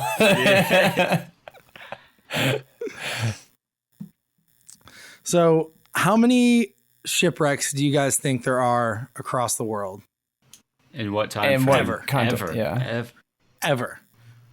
Is there an exact number? How What do you many? think, How many ships are lying on the bottom of the Would you ocean? count small ships like canoes? Yep. Well, not canoes. They gotta be hardy I count, like, ships. Ships. Like yachts? Like a yacht, I think would be considered as a ship, but I don't think the boats you see tolling around Skinny Alice Lake, those aren't ships. So it has to be ocean faring. I would definitely say millions. Yeah, think of like how many go into the bottom of the ocean during a hurricane, and how many ports hurricanes hit. And throughout time, like Battle of Troy and stuff like that, armadas, sunken armadas. That's true. If you think about Troy, I mean, I saw how big that army was. That was a big army. Are those ships cheap? Do those classify? Troy's now streaming on Netflix. That's not a sponsor. Now streaming on Netflix. Yeah. Go watch Troy. I walked through my roommate's girlfriend's brother was there, and I just geeked out about Troy and just showed him. He was like, "I'm tired." I was like, "Yeah, it's all right. We're just going to do highlights of Troy." And I just kind of skipped him through the highlights, my favorite Gave him the tour. All right, hit me with a number. Eli, go. go. 230 million. Jay, I think I'll give you context. That's high. that's high. Oh, well, I get an Yeah, that advantage. definitely feels high nowadays. I was going to go way higher. I was going to quadruple it. I'm going to go with, you said 250 mil? 230. 230. I'm going to go, do you want to revise that? Do you want a chance to revise since now you have context? I don't think I should. I'm not gonna give a second hint from the revival. Yeah, but now that I would he got a say- hint, I'd say like 6 million. 6 million? He said millions, so that could be anything. I'm going to say 2.5 million. Ooh, close. So the UN, for some reason, estimates that there are about 3 million sunken ships across the ocean floors of the world. No, that's a good job. I'll tell you what, I did not do any more research into why the UN has that estimate out there. I would like to know that. So leave a review, 5-star review telling us why the UN does that. Maybe it's a shark that caused your shipwreck. Maybe it's something else. Look at that Who knows? prop work. But the UN estimates 3 million shipwrecks What? across the world. You know what I don't get is they couldn't find Malaysia flight 585, but they can tell us exactly how many shipwrecks are around the world. I don't think they can tell us exactly, but They I told think us that exactly. I trust them. Now that you say that, I wonder what's the margin of error on that 3 million. It's got to be in the millions.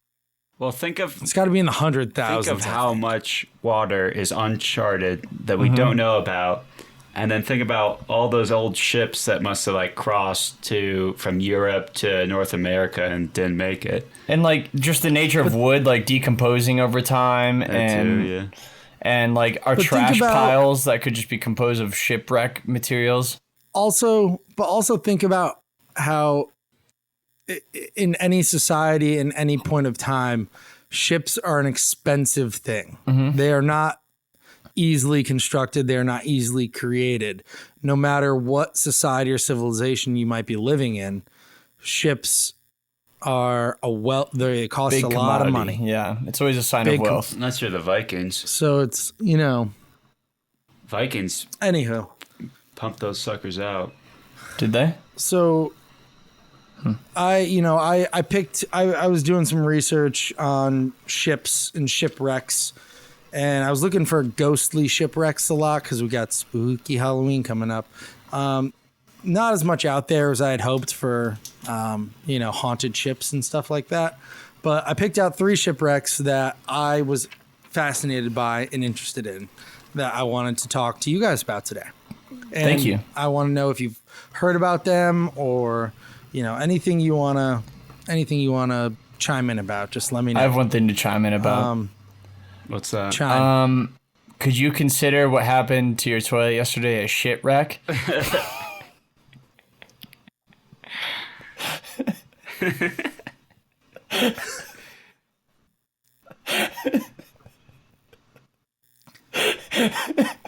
Yeah, you could. Thanks for letting me chime in. You could. All right, hit us, Cheek. So the first one actually isn't even as much as a shipwreck as it is a discovery. Has anyone heard of Antikythera? How do you spell that? No. Antikythera. Anti KY. KY. KY, yours and mine. THERA. Cheek, are you secretly sponsored by KY Jelly? And you're just roping this story into something for KY Jelly? I might be. All right, hit us. So the Corinthian. So Antikythera is an island somewhere in the ocean. Cheek, you seem like you did your research on this.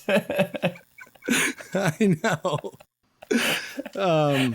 No, it's an island off of the Mediterranean, the southern Mediterranean. All right. And sometime in the early 1900s, there were sponge divers, because sponges were a hot commodity back then, apparently. Oh, okay.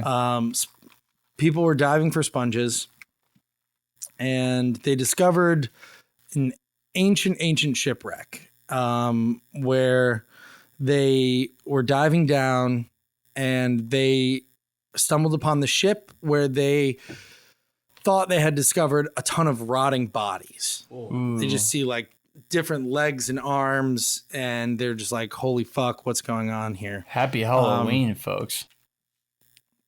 They reported this to the Greek authorities, and after some more research, the Greek researchers had gone back and discovered that there was a shipwreck, presumably over 2,000 years old. Whoa. From around 70 BC, apparently.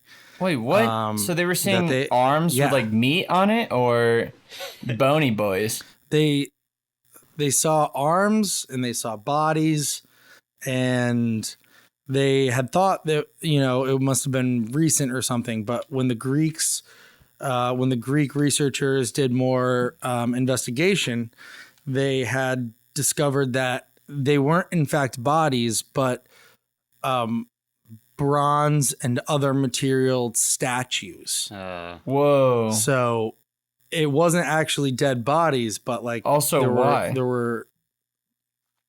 So it was 70 BC. We're talking Greco-Roman, the heights of their civilizations. It's theorized that there was, some ship that was carrying a cargo of some incredible sculptures and treasures and whatever have you that went down. Whoa. And they stumbled upon and found all these statues that were made of bronze, that were made of marble, that were made of everything, which was like absolutely insane. Yeah, that's crazy. Among the things that they found, they discovered this piece of this mechanism that has been come to known as the Antikythera mechanism. And it was made of bronze, and there were a ton of gears, and it was like a box about this big, like 30 centimeters by 30 centimeters. And it's been decided. I don't know how all this happens. The amount of research that goes into it. and the technology that goes into deciding what this thing actually was. But they discovered this mechanism full of gears, and they decided that it is a clockwork device, if you will, that was like hand powered by a crank, and that through many gears and dials was a analog clock that could show you what time of year it was, what phase the moon would be in, what solar eclipse was what any sort of eclipse would be happening for the next 223 years. It was a calendar, an analog clock calendar that was set to show you the phases of the moon, what eclipses would happen, and this was created in 70 BC. So this might be asking too much about something off a branch, but did someone have to be working said clock for it to work at all times? I think there was like, if you, or is it like a calculator?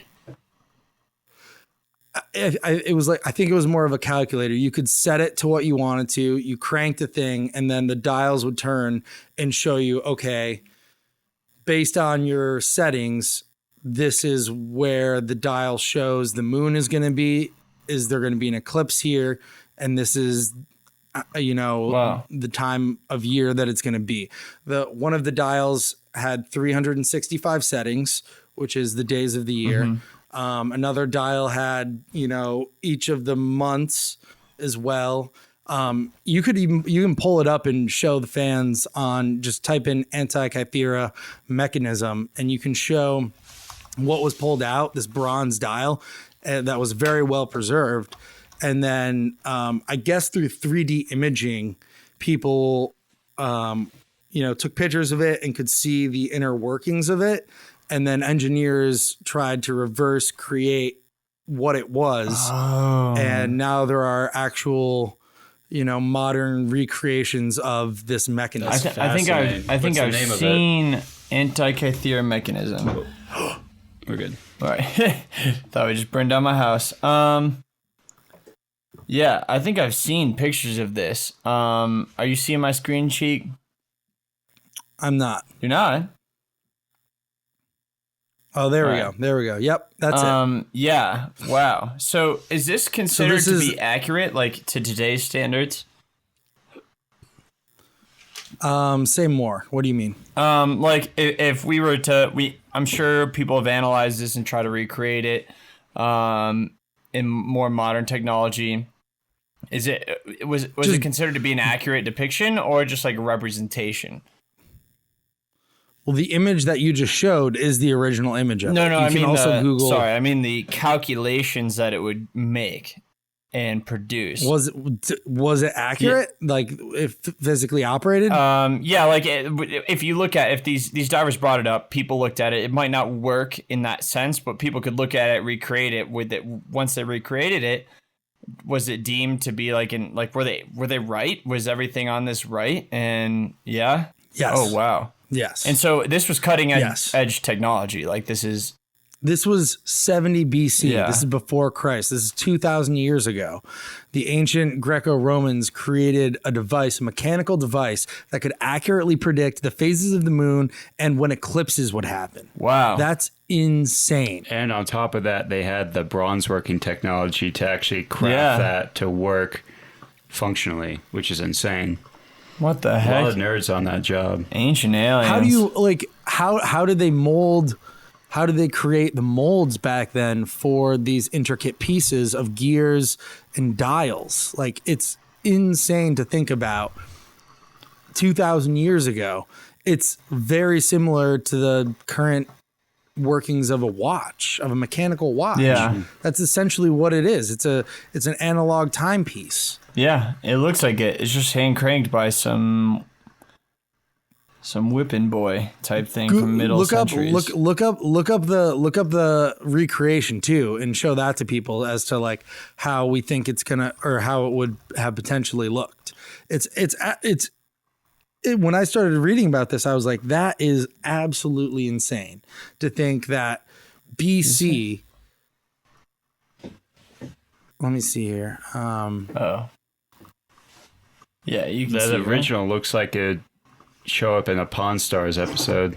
Yeah. The top left, the top left is what I've through my research had seen that was the most accurate representation. So it looks like they took this, like, I mean, for people who aren't seeing it, they took this thing that looks like a giant, like the first test of a watch mechanism, and then combined it with one of those, like, CEO desk ball clackers. Yes. You know what I'm saying? Yeah. Well, that's the frame. That's for the people out there. That's like the frame that would be holding everything that's inside of it. And there's this massive bronze dial inside with gears that are turning and turning that would put a dial to a certain point that would represent, you know, the time of year, what month it is, the phase of the moon, you know, and everything that's going on. So when I read about that, I was just like, you've got to be fucking kidding me. Like, when you look back and you see, like, think about every representation you've seen of, you know, the time that Jesus was around. And because you talk about BC, you know, before Christ, say it was just year 0 where Christ was around. Right. Everything seems like people are wearing togas and there's like goats running around and, you know, people are living in mud shacks and stuff. Now we're talking 70 years before that. There was a civilization advanced enough to create such an intricate and sophisticated instrument that could accurately measure where the moon was going to be in 230 years, or when was the next eclipse going to happen. That is insane to think about. And then you think about, or for me, this is where my mind went, the progression of technology seems really like it doesn't line up. If there was that advanced of an instrument 70 years BC, it seems like it should have been quicker. You would have there seen should have stuff been happen faster. a quicker advance. You know what I mean? And that makes you think about what other crazy inventions did they have that we may have not lost. discovered. What else did they have? 100%. And he's like, you think about Atlantis and you think about the City of Gold and all these lost like civilizations, the Mayans who were supposedly technologically super advanced. Like, where was that lost? Why was that not? If these civilizations were so advanced technologically, where did it stop? Why did it stop? Right. That's where my mind went, and I thought that was so cool. So in 2017, another bronze arm was discovered just 3 years ago, right around the same area that initially in the 1900s they discovered the initial wreck. Well, the shit makes me think about how we're still uncovering that. How sad it is that there weren't like universal record keeping systems and some of those things like get lost, and like the burning of the Library of Alexandria. Exactly. It's like, this lost cathedral of knowledge. Like, where did it go? Why did it go? Yeah, where would we be if it was still there? Yeah, you think of all this stuff that like there's no internet. Like we have a universal knowledge base now that we can all kind of build off, and that's why people are like getting smarter in a way nowadays, because you have these other people's experience to go off of. But back then you had this one device, and the only way you could share it with someone else is if you put it on a ship and brought it to another country or something like that. And all of a sudden that ship sinks on the way out, like you lose, that's gone. You restart. Like that is not like you build it, then you have to wait to build the ship, and then you have to wait for the voyage, and then you have to wait to find out if the voyage ever got completed, and you might not ever know if it got completed. And so it makes sense that this was never created probably by the time that person died, and people were probably dying by the age of 30 at that point, 35 then that knowledge is lost. There you go. There's not long enough lifespans, there's not universal schools, like it just, I mean, I can't even imagine, like, that's a time I would go back in time for, is to see what was in Alexandria. Like, I mean, I wouldn't be able to understand any of it, but I would go there and touch things. But I don't know. It's just a library of fan fiction. Yeah. It's biggest disappointment. So that was one of the first stories I stumbled upon, the Antikythera. Look into it. I thought it was super cool, super interesting, and it just provoked a lot of tangents for my mind. So What a weird secret. That was a good one, Yeah. Chief. That was a good one. who knows? So my next one Bingo. is, I am going to butcher the pronunciation of this. I can spell it out for you, and you can decide how to pronounce it as well. The story of the SS Baychimo, Baychimo, Baychimo. Say it again. Oh, okay. I see it. You are so good at saying letters so fast. Baychimo. Yeah, you can rip those off. Do it again. Yeah. Baychimo.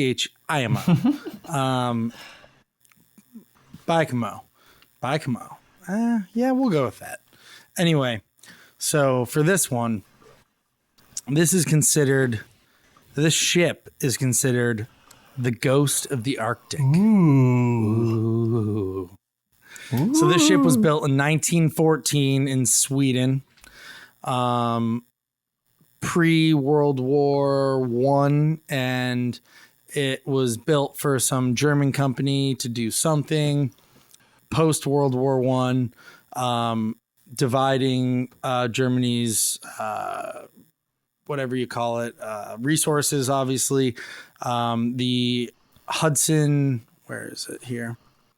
The Hudson's Bay Company acquired the ship after the division of Germany's resources after World War I, and they would use it to trade and ship provisions with the Inuits along the Canadian western coast, up and down the coast, specifically of Victoria Island in Canada. So, the company would ship up, food and new technological things that would help Inuit indigenous people to survive. And the Inuits would give them valuable pelts to ship back. And that's what the ship was used for. October 8th, 1931. The ship, we're late in the season now. It's getting cold. The ship was finishing the final run of the season and was trapped by ice. A plane was sent to rescue the crew, and 15 people along that crew decided to stay behind and decided the pelts were too valuable. We need to stay here.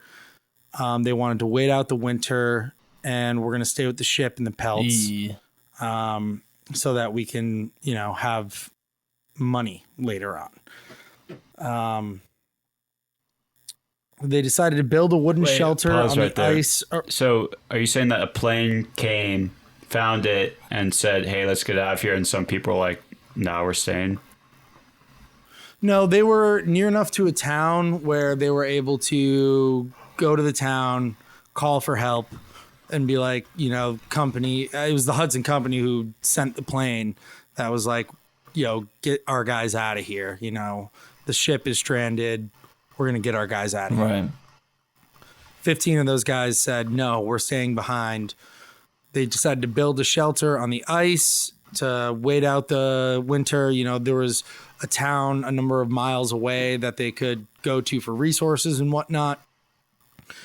And so they decided to wait it out because they wanted to make sure they had claim to their pelts. That was their value. That was their commodity. That's what they had to trade, Mm-hmm. November 24th, a little bit over a month, almost 2 months later, there was a massive storm that hit a blizzard.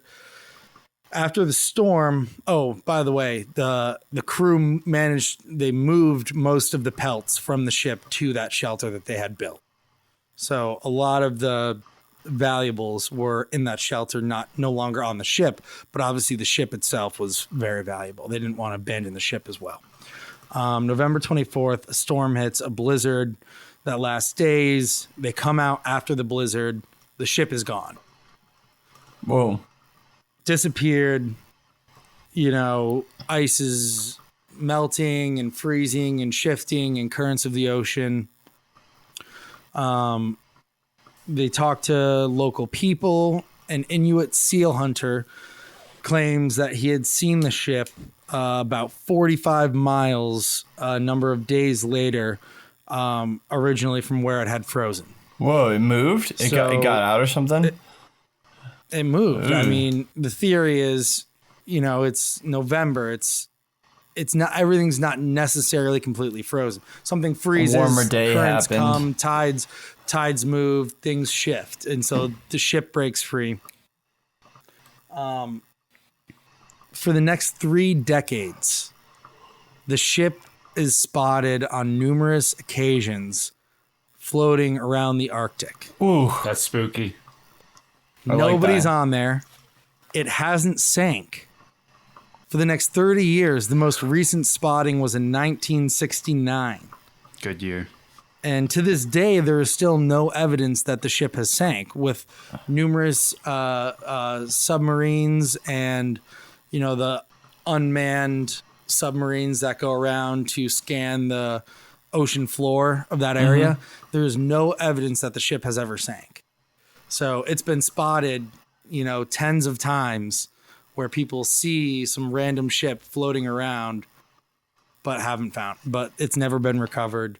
It's never been determined what's actually happened to that. Wait, so to that clear ship. this up for me. The crew went with the ship, we think, or they found the crew No. and the crew was like, The 15 that stayed behind, we're not on the ship. they were fine. They weren't on the ship when it disappeared. and they to were a just like, local they town. came back to the ship one day and were like, yo, like, dude, where's my ship? After the blizzard, they came out from the shelter to check on the ship, and it was gone. So That's there's not just good. And it was spotted. It was spotted like a week later by a seal hunter, and they tracked it and were able to see it again, but they never recovered it. Whoa. And for the next 3 decades, So what are the theories? it was spotted. I mean, the realistic theory is just that it never sank. Ocean tides and currents are floating it around. The other theory is that it's a fucking ghost There ship we go. That's what I wanted to Sailing- hear. but sailing around under its own power, under its own haunted sails. Just kidding. It's 1900s. It's a steam-powered ship. Ew. It's a metal ship. But I thought that was a really cool story. In 2006, the state of Alaska funded a project that they called Find Ghost Ship of the Arctic. that No. is so badass. A government In Alaska- organization. A state government funded a program to find the ghost ship of the Arctic to no success. No. Nobody knows where it is. It's still out. How What extensive year was did that it? happen? 2016? 2006. 2006. We had tech. We did have tech. There was tech in 2006. We had tech. There was We had tech. iPhones, man. 100%. 100%. That story would be. It is a really cool story, but it'd be so much cooler if instead of pelts, they had like Aztec treasure on Yeah, there. yeah. Aztec gold. Cortez's gold. Cortez's gold. Maybe it's pelts could just be the Aztec gold of the Inuits. Hey, You don't know. this Maybe is they true. murdered a tribe. Actually, let's rephrase this story. Okay. Cursed whale blubber. The greedy Canadians pilfered a town of Inuit seal hunters. The pelts There you that go. they used every season to keep their children warm.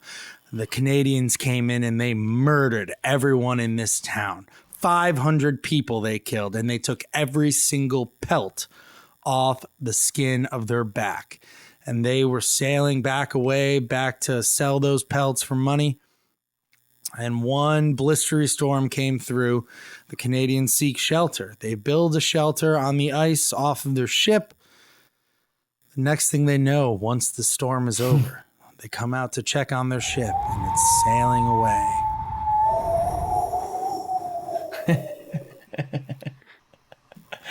That's the better story. There's of the ghost ship. haunted souls. Yeah. Spooky Inuit children. Rattle cries throughout the Icelandic Troubled forest. souls. Troubled Icelandic forests. Troubled souls. Harrowed lives. Shit toilets. shit toads. hallowed That's a septic stretch. Had to watch the NFL game That's- in another house. That's a stretch. Anywho, Ghost Ship. That's a good Big one. fan. We got Have some you- variables here. Have y'all seen? Actually, I think there is a movie called Yeah, Ghost there Ship, is. That's I've ringing a seen that bell. movie. where It's one like of those there's movies that's really so bad that it's really funny. Mm, but Yeah, I'm afraid I'm gonna know. It's the cover. I don't want to bring it up. The cover is a ship bow with the skull at the bottom of it, and it's very dark blue.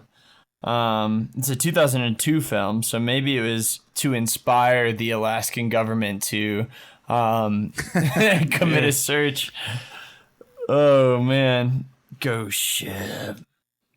Oh shit, there's some big actors in it. Carl Urban, who plays Butcher in The Boys, and he's the doctor in Star Trek. He's in it. Jim, the Dr. Jim. Yeah, Jim. Maybe. I don't know. I'm just going with what you said, but yeah. Yeah, I guess that's really Emily Browning. I don't know. This doesn't matter at all. But Ghost Ship. Go out and watch it. Rate it 5 stars. Mash that follow button. Cheek. Mash that follow button. Cheek, Oh, is there another Montucky in there? I believe so. Do you want one? No, I gotta drive home. Oh, fair enough. That's you responsible right drink there. up, dude. He's not dedicated to this podcast anymore. Oh, what happened to me? It's honestly a shame. He skipped last week's episode. He's not having any libations. It's disappointing, I was really. planning on ghosting you guys this following episode. The next one, Yeah. Ghost Ship. All right, Cheek. You mean you're turning into a ghost and you're gonna appear on the podcast as a ghost? Or We can make that effect happen, I think. You guys just have to do really mean shit to me when I'm on the podcast, so I get like a phobia and then have a reason to be Yo, fuck you, Yeah. Elon. angry and haunt you guys. You idiot snake-hating loser. Then you have, those are your trial and tribulations Then- that you use yeah. as your You cornerstones. culturally ambiguous piece of corn. Then I get the ghost button that pops up when I die. The ghost you smash. You I smash smashed that ghost button. Yo, trust me, I'm gonna be mashing that ghost button. E, if you were working on a ship, what do you think would be your role? Like, are you the captain? Are you the skipper? Are you an engineer in the engine room? Or maybe we're before then. Maybe you're, scrubbing the decks. Like, what's your role on a boat? I don't know. That's a tough one. I think I could fit into anything. I think really I'd just be one of the fellows in the crew, but I guess I could be the crow's nest guy, all alone. That skeevy weirdo that no one wants to hang out with. That's so a they good just one. shove him up top on the crow's nest. I feel like you would be royalty and you'd be entitled to like the really nice cabin, but for some reason, and no one could ever figure out why, you would just go down to the bunkers of the ship and like be just covered in grease and oil, and people would be like, he doesn't work on the engines. I don't know why he's slathered up in like engine oil, Sleep in the hammocks. sleeping in the hammocks. Cheek, Jay, what would you Ugh. be? what would I be?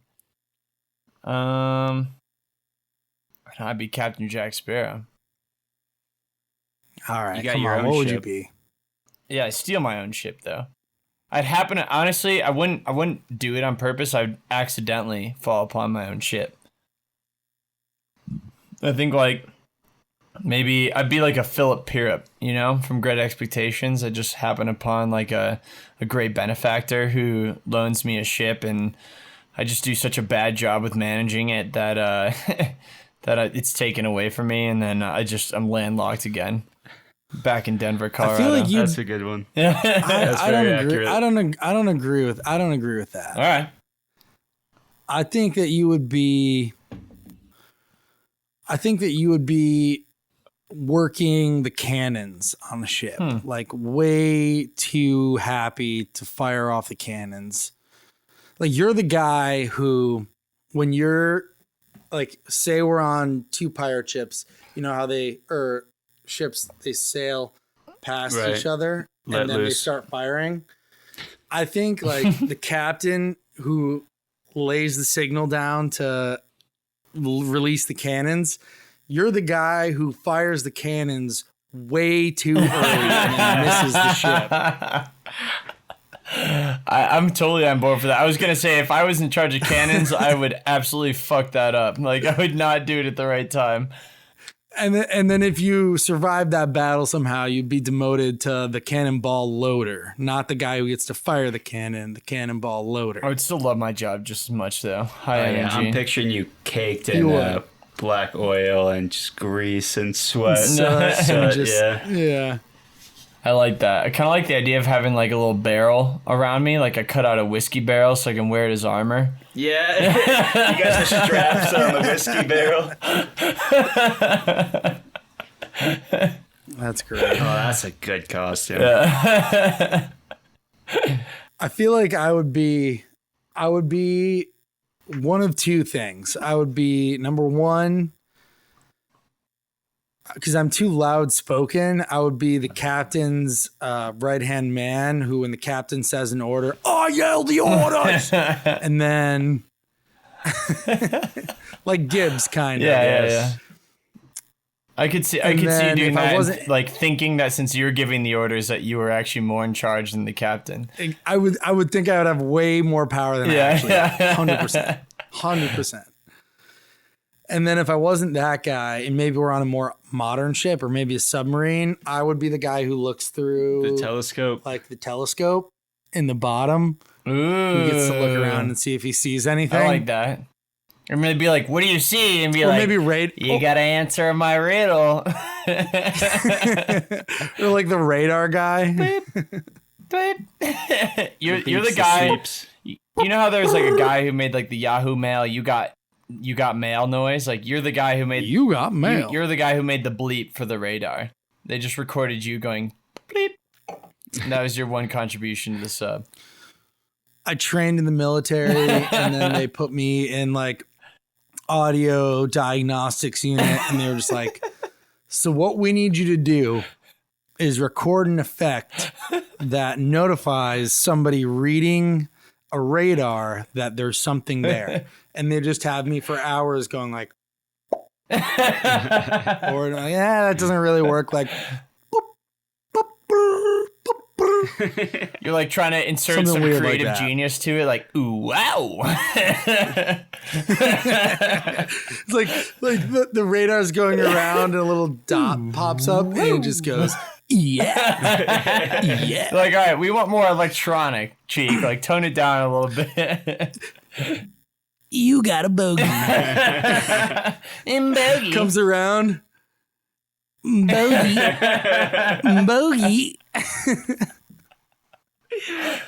And then they just like dismiss me from the military. Yeah. You get 4 years of education for free just because they're like, we don't want to deal with this guy anymore. Like he's useless. I could also see you being the guy with like the bad deal. with the bombs that are like the fuses are lit and you're running around and you have like the frizzy hair and you're like, ah! And like from Pirates 1, that crazy the guy that gets axed. Yeah, that guy. It's like, ah! Yeah. Whatever happened to those old school bombs? I think he's the same guy who at the end of that movie, like Will Turner shoves a pole in him. Yeah. And he's got the bomb like inside him and he's like, whoa, whoa, whoa, whoa. He's like, oh, what No do I fair. do? Yeah. Bogey. All right. Reel it in. You got another one, don't you, Cheek? I got one more. We haven't had our own see if you episode guys to can guess. ourselves in a couple episodes. I think that's what's happening. We're just giddy. There's no one here to rein us in. I love it. I love it. Love it too. Hit us, Cheek. So when you think of shipwrecks, I want to see if you guys can guess what it is. What are the most famous shipwrecks that come to mind? Titanic. Yeah. Edmund Fitzgerald. This nailed it. Really? So let's talk about the SS Edmund Fitzgerald. Hit me, baby. I like this. I like this story because everyone thinks of big freighters and ships where he's crossing the sea, but people don't realize in the Northeast and in the, kind of Midwest area, we have the greatest resource of natural fresh water that there is in the world, and that is the Great Lakes. That is the Great Lakes, people. There are 5 of them. Eli, can you name all 5? Go. Michigan, Superior, Eerie. That's all I got. You live on one. You literally live on one. You can't name Michigan. the Great Lakes? Yeah, you got yours. I'm just saying, like, you're right in the midst of the mix. I can't never name learned all 5? I never even learned all the states. Like my local geography class was. All right, I don't need all that. I'm just asking for the Great Lakes. Superior, Erie, and Michigan. Home, Huron, Ontario, Michigan, Erie, Superior. Wait. Homes. E. Huron, Ontario, Michigan, Erie, Superior are the Great Lakes.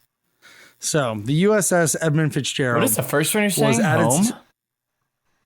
I don't know that one. Huron. Oh. I thought you were saying home. Huron? Huron, yeah. I thought you were just... Homes. HOMES is the... What do you call when you have a thing? Like a abbreviation? A word that lets you remember all the things. Antichrist. Oh, that's it. No. Anachronism. Yeah. An acronym. No, Acronym. what is it? Acronym. Is it an acronym? Acronym. All right. Homes, Huron, Ontario, Montgomery, Michigan. Michigan. Erie, Superior. Superior. So the SS Edmund Fitzgerald, everyone's probably heard of the song This is the tale. Edmunds Fitzgerald. Stop. So the Edmund Fitzgerald sails across Lake Superior. It's a lake freighter. At the time of its construction, it's the largest ship on the Great Lakes, spanning 729 feet. I think that's insane to think about the size of freighters as we build them. That's over 2 football fields long. Or, no, that's like 7 football fields long. It's insane. Yeah. Wow. Yeah, I mean, you look at a football stadium from the outside, right. and that looks like a football stadium can look like a city from the outside, and that's 7 of them in a row. It's insane. It's absolutely insane. A football field is in yards, 729 feet. Oh, are you saying feet, Cheek? It doesn't matter. It's 3 times a football field. Even then, that's crazy. Isn't a football field 300 yards? Yeah, but a yard is 3 feet. 100. No, it's 100 yards, and a yard is 3 feet. So it's 2 football fields. Yeah. That is a gnarly long ship. That's crazy. So it's 729 feet long. It was built in 1958. The ship was built to transport tactonite iron ore from mines around Minnesota, generally to like Detroit or Toledo, big manufacturing cities, all along, coast of Lake Superior. Everyone's heard the song. Maybe you have, maybe you haven't. If you haven't, go listen to it. It's a great folk song by Gordon Lightfoot, telling about the demise of the Edmund Fitzgerald. And the crazy thing too is a boat that big. Guess how many people worked that boat? Well, based on the preface, I'm going to guess lower than I would have originally. 10. I was going to say that as a joke. I'd say like 50. You think 10 people can man a 729 foot boat? Well, it's a ridiculously low number that we're looking for here. E, give me a number. 50 to 100. Give him one number. 29 people. All right, so 10 was pretty on target. I know. I was just trying to make Eli, come on. It's insane. 29 people were That manning is this so boat. scary. You must feel so alone there. Yeah, that's like you're living. That's like, all right, go put 2 Broncos stadiums together and put 29 people in that entire area. That's ridiculously small. That's crazy. And that's just like on one flat plane. On a ship, you're going to have all these different levels and cabins. Mm-hmm. I'm looking at this heebie-jeebies. thing. This does not look sturdy. This does not look sturdy. The Edmund Fitzgerald had a very successful career, actually. Sailed for 17 years until its demise. Something like 70 something total successful trips. Mainly going from Minnesota to Detroit or Ohio, shipping iron ore for the manufacturing cities. While it was in operation, it was constantly setting records for heaviest boat, completing missions and fastest time sets of sailing, the deliveries and whatnot. The Fitzgerald was an absolute powerhouse. However, in 1975, in November, it was a faithful night. November 9th. It's carrying a cargo of ore pellets en route to a steel mill right near the town of Detroit. The Fitz set sail on November 9th, joined actually by a second freighter, the SS Arthur M. Anderson. Joined how? Like they just sailed side by side? Basically, the Anderson was built after and was a bigger and slower boat, but they had very similar routes, and so they would sail maybe like 10 miles apart from each other, constantly in communication, and because they're traveling together. It's like when you're going on a road trip and you're caravanning. They were caravanning across Lake Superior. Okay. Is what they were doing. All right. So on November 9th, the National Weather Service predicted a major storm, and they predicted this storm would pass south of Lake Superior. What year is this? 1975. Oof. Scary year. Not too long ago. Yeah, not long Not ago. too long You ago. think of shipwrecks as like these old things, other than the Titanic, but this is my dad's lifetime. This is, yeah, absolutely. It's in our parents' lifetime. November 9th, 4 hours after those 2 ships depart, another ship, the SS Wilfred Sykes, departs with Captain Dudley J. Paquette. So he Calling out that had an captain. inclination. So he had an inclination for some reason that the storm predicted by the National Weather Service was going to hit Lake Superior, not south of Lake Superior. Traveling on a very similar trade route, decided he was going to take a northern route. He was going to go up towards Ontario, and he was going to hug the shoreline to have a bit of a barrier and hopefully calmer seas as he was sailing. The relevance of this ship is that all these ships, while they're out there, are in constant communication with each other and have open radio waves. The Wilfred Sykes ship basically is a testimony. They were able to listen to all the communications that happened between the Anderson and the Fitzgerald.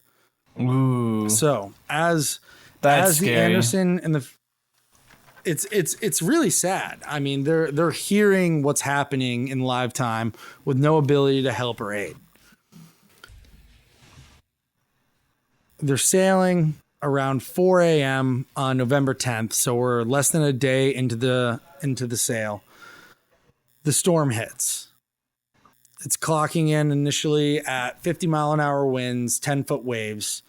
And the captain of the Fitzgerald and Anderson are communicating. They decide, we got to change our route. We can't be right in the middle of the lake. Let's go north. Let's seek shelter, just like a lot of other boats are doing.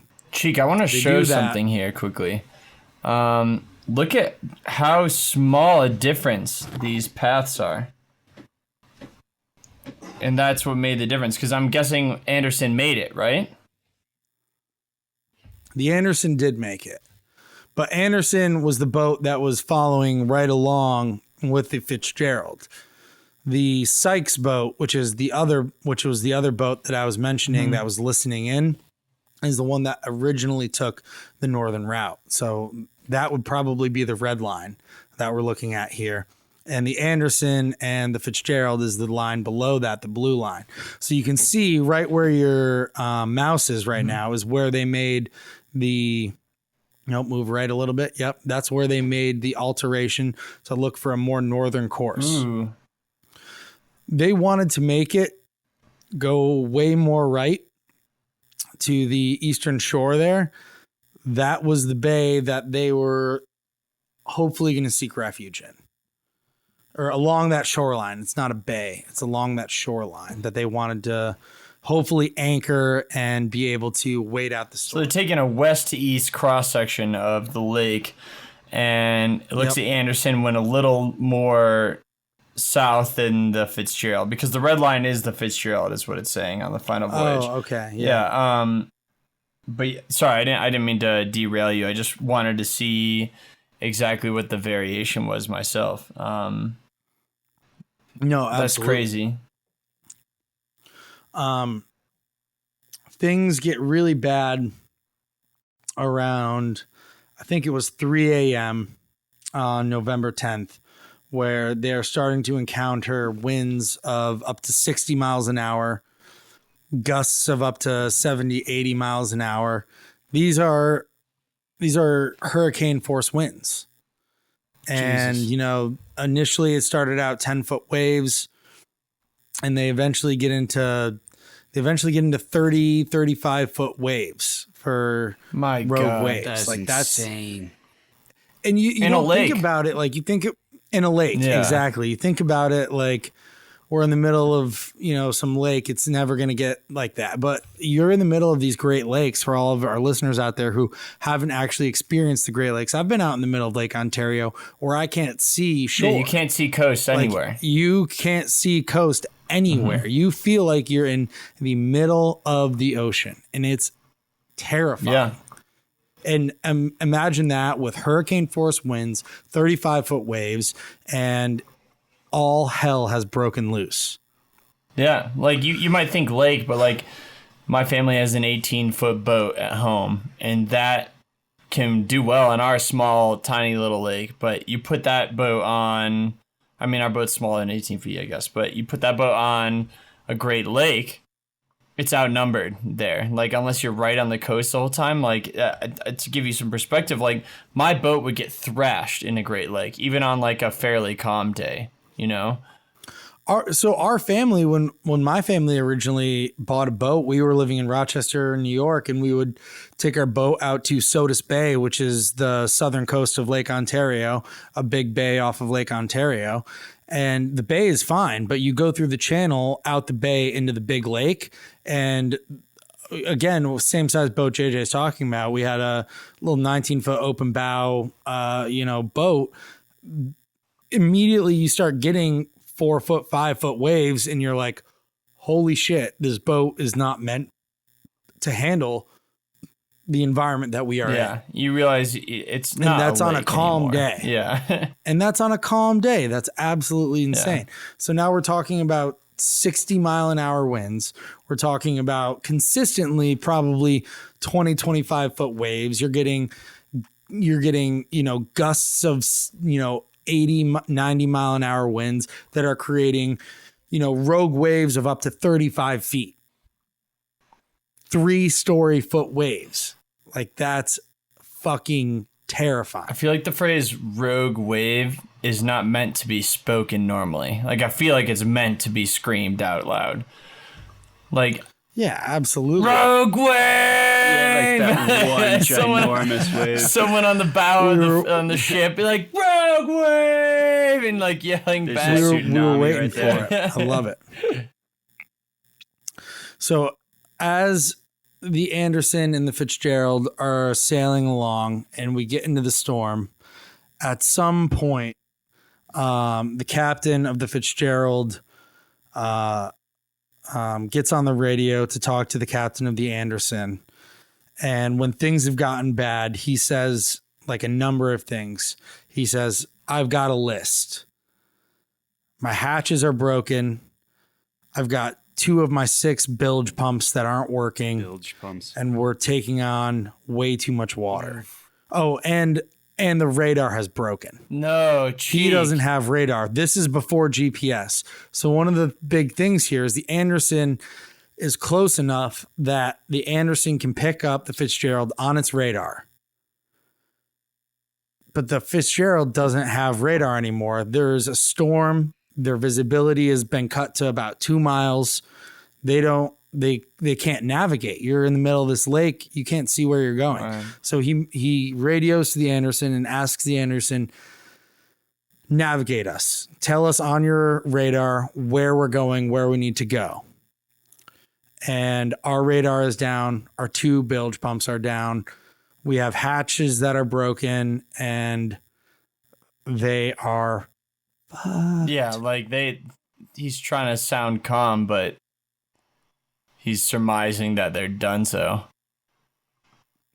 He's surmising that they're donezo. Absolutely. What do you? Would you compare this experience, Cheek, from your reading, to like for us to be able to level on this kind of experience? Like, have you ever driven in a snowstorm where you're like almost out of wiper fluid? And like a blizzard where you're almost out of wiper fluid and there's just wet snow kicking up from the ground everywhere. Like, have you ever had that happen? I mean, yeah, I've driven through some shit. Yeah. I mean, I don't know about like my wiper fluid goes or anything, but like in the past few seasons, I've never bought winter tires. I've always like managed to get through the winter on all season tires, and we have big storms up here, like where I'm traveling down back roads with 10 inches of new snow, and I'm in a Subaru Outback, which is a good car, but it's not a big truck by any means, and I feel like I don't have the means to get where I'm going, and that's definitely scary. I've also been out, like I've sailed, like I grew up sailing. I've been on Lake Ontario sailing in the Junior Olympics with, 20 knot winds on a little 420, which is a little 12-foot 2-sail boat. And I've got, 6-foot swells, and that terrified the shit out of me. Yeah, that's crazy. Where like, I know I'm going to be okay. I'm on the big lake, but I'm close to shore, and there are like spotter boats, and there are people around me who can save me if I need that. But like, it's fucking scary for sure. Abso-fucking-lutely. Well, to me, it's like, I feel like the most relatable thing to someone who's not a ship pilot would be like a super bad rainstorm or blizzard where you have your windshield wipers all the way up, and regardless of that fact, you still have to slow down because you still can't see far ahead of you. And then add that times 5,000 because you have a 3 football length ship on you with thousands or millions $1 of cargo there, not including the value of the ship. And this is your job and your life on top of that. Like, I can't even, I guess my point is I can't even imagine the pressure of the situation. It's insane. Yeah. The weight of the ship with the oar on there is 26,000 tons. Holy shit. It's about as much as Eli weighs. Hey. Call me a chubmo. It literally is about as much as Eli weighs. If that puts it in perspective for anyone.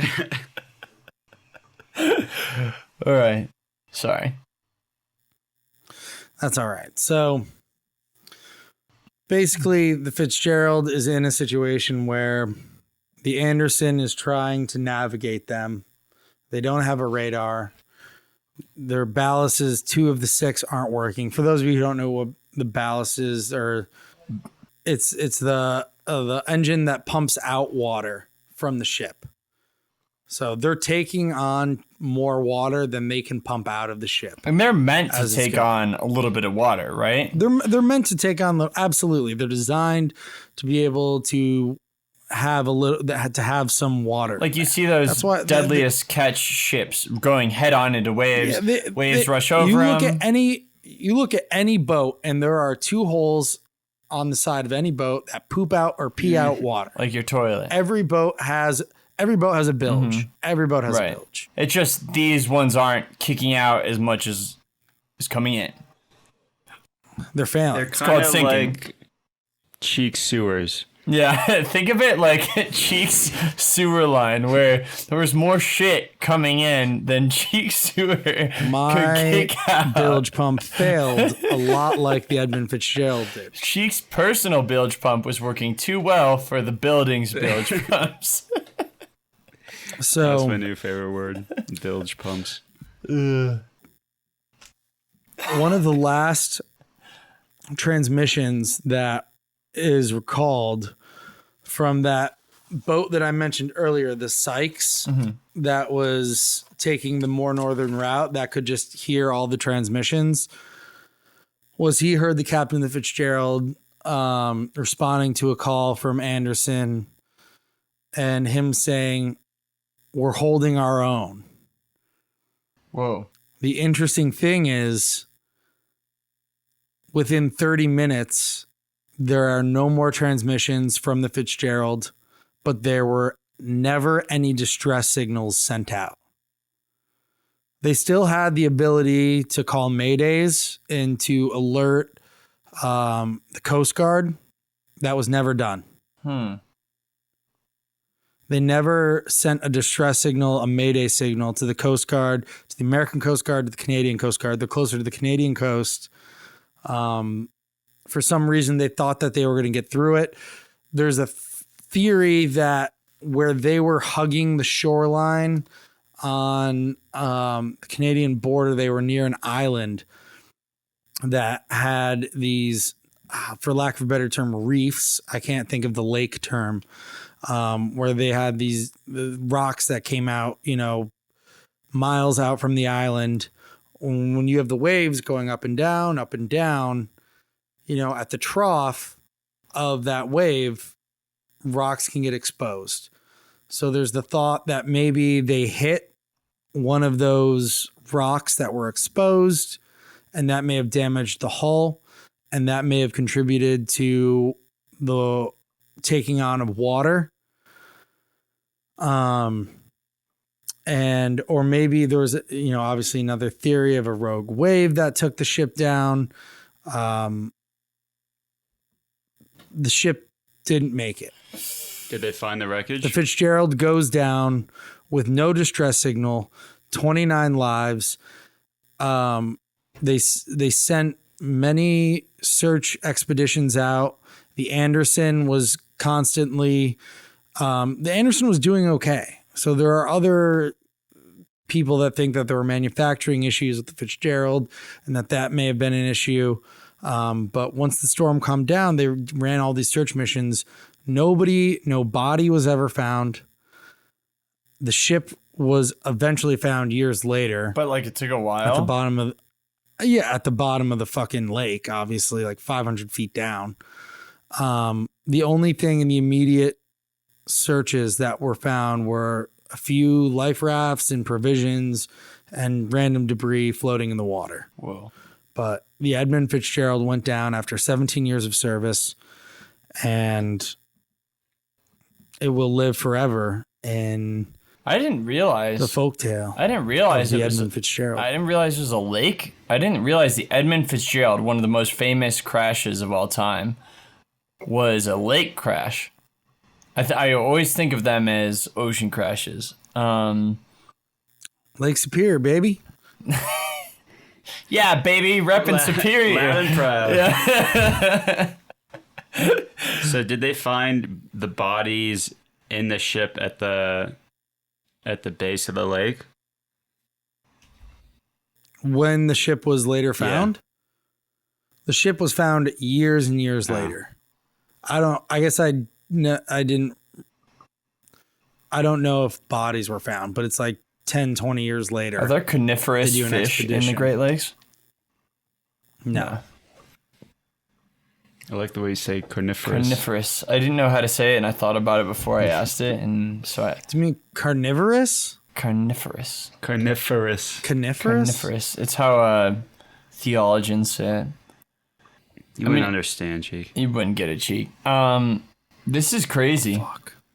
I don't get that. I mean, I'm getting spooked right now just thinking about shipwrecks. Like, the whole idea of being isolated in the middle of a body of water with nothing but the storm to comfort you and to remind you of the normal world, and you're just sitting there and you're getting pounded and pelted by rogue waves and and just getting like smashed apart on these giant freight ships, all just so you can make some other rich guy money, and deliver some other industry, and like I don't know, these people have probably families back home, and they're like, I'll see you in 3 months or whatever they say. And there's a great documentary you can watch on YouTube about the tale of the Edmund Fitzgerald. I recommend it. It was made in 1995, which is when they did the excavation. I mean, they didn't pull it up or anything, but when they sent subs down to finally go and find the ship, they found it in 2 halves. No way. How far away from each other? Not that far. Only like, I think it was like the 2 major pieces were found 130 feet away from each other. That's because you don't have currents like the ocean, like that can really drag something really far away. Yeah, I mean, I guess the reason I ask is, I mean, that's significant enough to think that like it split while it was on the surface still. You know, to be 130 feet away by the time it gets to the bottom, like once it hits the bottom, it's not moving anywhere. But like, yeah, if it split, then it split at the top and drifted 115 feet away from me each half. And this is a ship. The first thing I thought, I didn't know how the ship crashed. I didn't know how this was going to end. But the first thing I thought was that this ship was going to split in half. Like, look at this thing. It's massive. It's massive. And the strongest parts of it aren't in the middle. Like, the strongest parts of it... Each end. Are on each end. All right, well, I can't. It's like a piece of plywood with a big brick stuck to You know the what's other end. really interesting is you can watch the what would you call it? The birth or the like when the ship was built, when they roll it into the water. Oh, I love those. Something went wrong, and it came back, and it slammed into the piece of land from which it had rolled off of. And like people were there and watching. One guy was so frightened by the slamming, and you can see it, you know, like it does one of these things like or a little bit more. Yeah. You know, something that ain't like supposed to happen. The ship's not completely started. Yeah. It's not going to go like that. It's going to do a little wave through the iron bends a little bit. It's like those highways you see collapse where there's ripples in them. One guy was so frightened that he had a heart attack and died. No way. Wow. And the announcer describes it. I mean, he was documentary trying to be dramatic, obviously, but he was like, it was almost as if the Fitzgerald was trying to jump back out of the water. Oh my God. It's like river Eerie monsters. storytelling. It's like a 40-minute documentary. Go watch it. Learn about the Edmund Fitzgerald. Oh, I'm Jeremy Wade. This is River Monsters. River Monsters. Yeah, I'm this I'm in week for I'm that. in the Amazon. Wow. Shipwrecks get me spooked. I just found that out. I didn't know that beforehand. Shipwrecks get me spooked. That's crazy. You got shipwreck phobia now? Yeah, I think so. I think I do. That's crazy. Is there a scientific term for shipwreck phobia? There's definitely aquaphobia. Let's see. Water. I don't think it's gonna be shipwreck phobia. Let's see, like fear of I don't know. Jay, while you're looking that up, Died I've in got the one ship. question for Eli. Yo. Was there room for Jack on the plank? You talking about when Elizabeth is jumping? At the end of Titanic? Oh. Oh, yeah, When she's afloat on the piece of wood Yeah, absolutely. and Jack is dying in the abyss. Was there room for him? Yeah, 100%. You know, when I was watching that movie, I was like, what's going on? They don't explain this well enough. Like, it seems common sense for her to just be like, hop on with me, and for them to make it. What do you think? Right? Yeah. It's fucking bullshit. It's Hollywood trying to dramatize a piece of history for their own financial gain. I fucking hate it. I despise it. There was room for Jack. He could have been fine. He could have been. That was a seamless transition. I don't know why that made so much sense, but it did. Yeah, Cheek. I mean, honestly, they should have dramatized the Edmund Fitzgerald. Hollywood should take that one in. Put Leo on that boat. I'm in for an Edmund Fitzgerald movie. Yeah. I think we should start a Shipwrecks series starring Leonardo DiCaprio. Oh. Tune in to our new podcast, Shipwrecks with Sean. It's going to start bi-weekly in 2022. Every other week, I will be describing a new famous shipwreck for your consumption. Shipwrecks are creepy little guys. They are creepy little guys. Because there's so little recordings of what happens when that kind of thing occurs that you have to speculate. So you look at all the non-factors, and you have to look at the things like the other ship that was reporting back, and it just gets scary. Like, also, who knew that this big of a ship was sailing on the on your big old lakes up there, Cheek? Did you know? Sailing on my big old cheeks, I'll tell you that. Cheek, you could have been the captain of the Edmund Fitzgerald, but you would have wound up swimming ashore. Easily. They would have been like, what happened? Everyone died. And then like 2 weeks later, you would kind of swim ashore and be like, I'm ready to party. Where's my IPA? Floating on not a piece of All right, driftwood, but quickly. craft beers. one lonely case keeping you afloat. Quickly, Eli, give me your favorite boat-focused movie. Go. Ghost Ship. You've never seen Ghost Ship. Don't fucking have lie seen to our Ghost Ship. listeners. He did say that when you brought it up. He said, I think I've seen that movie. I didn't say I think. I said I have Describe seen the it. plot to me. I don't want to spoil it, but... That's a cop-out. Okay, there's a ship, and people have died on it, and they're ghosts, and they want to kill the people who have just boarded it, and they tease them and do little Yankee Doodle dances. Does Deep Blue Sea count? Look up a picture of that one.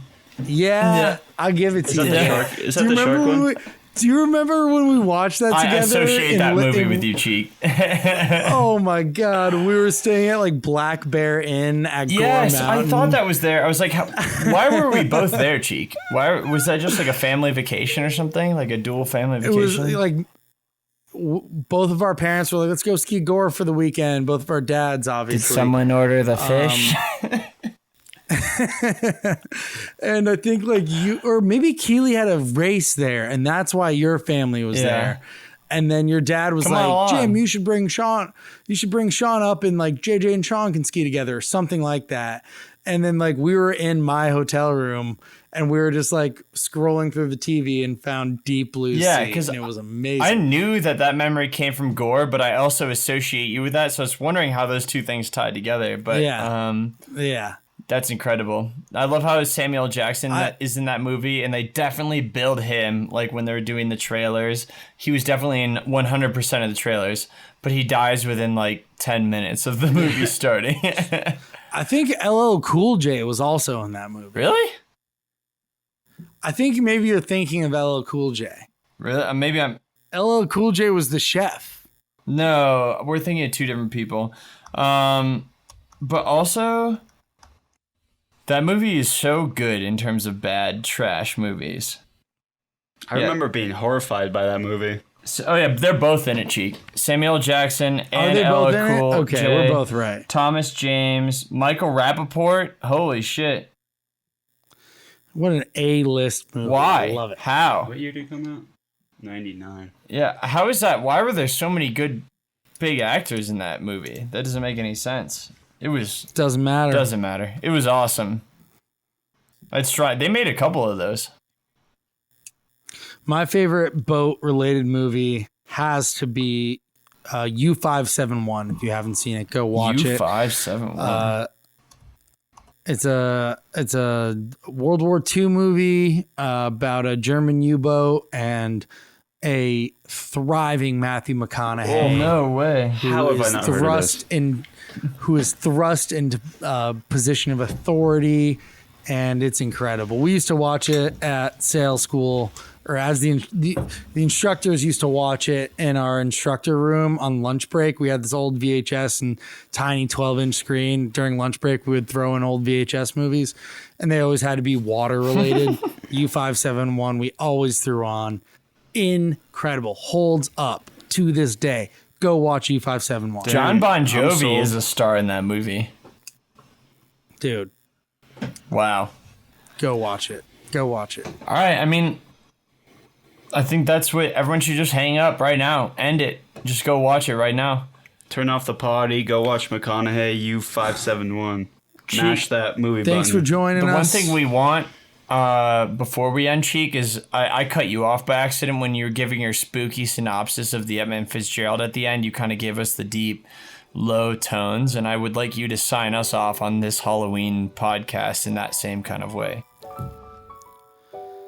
Thank you to all of our listeners for joining us on what must be the spookiest episode of PodcastBozo, Season 2, Episode 7. Smash that follow button, crash that follow button, and have a happy and safe Halloween. Love you. That's brilliant. We'll end it right there, Cheek. Love it. Pause the recordings.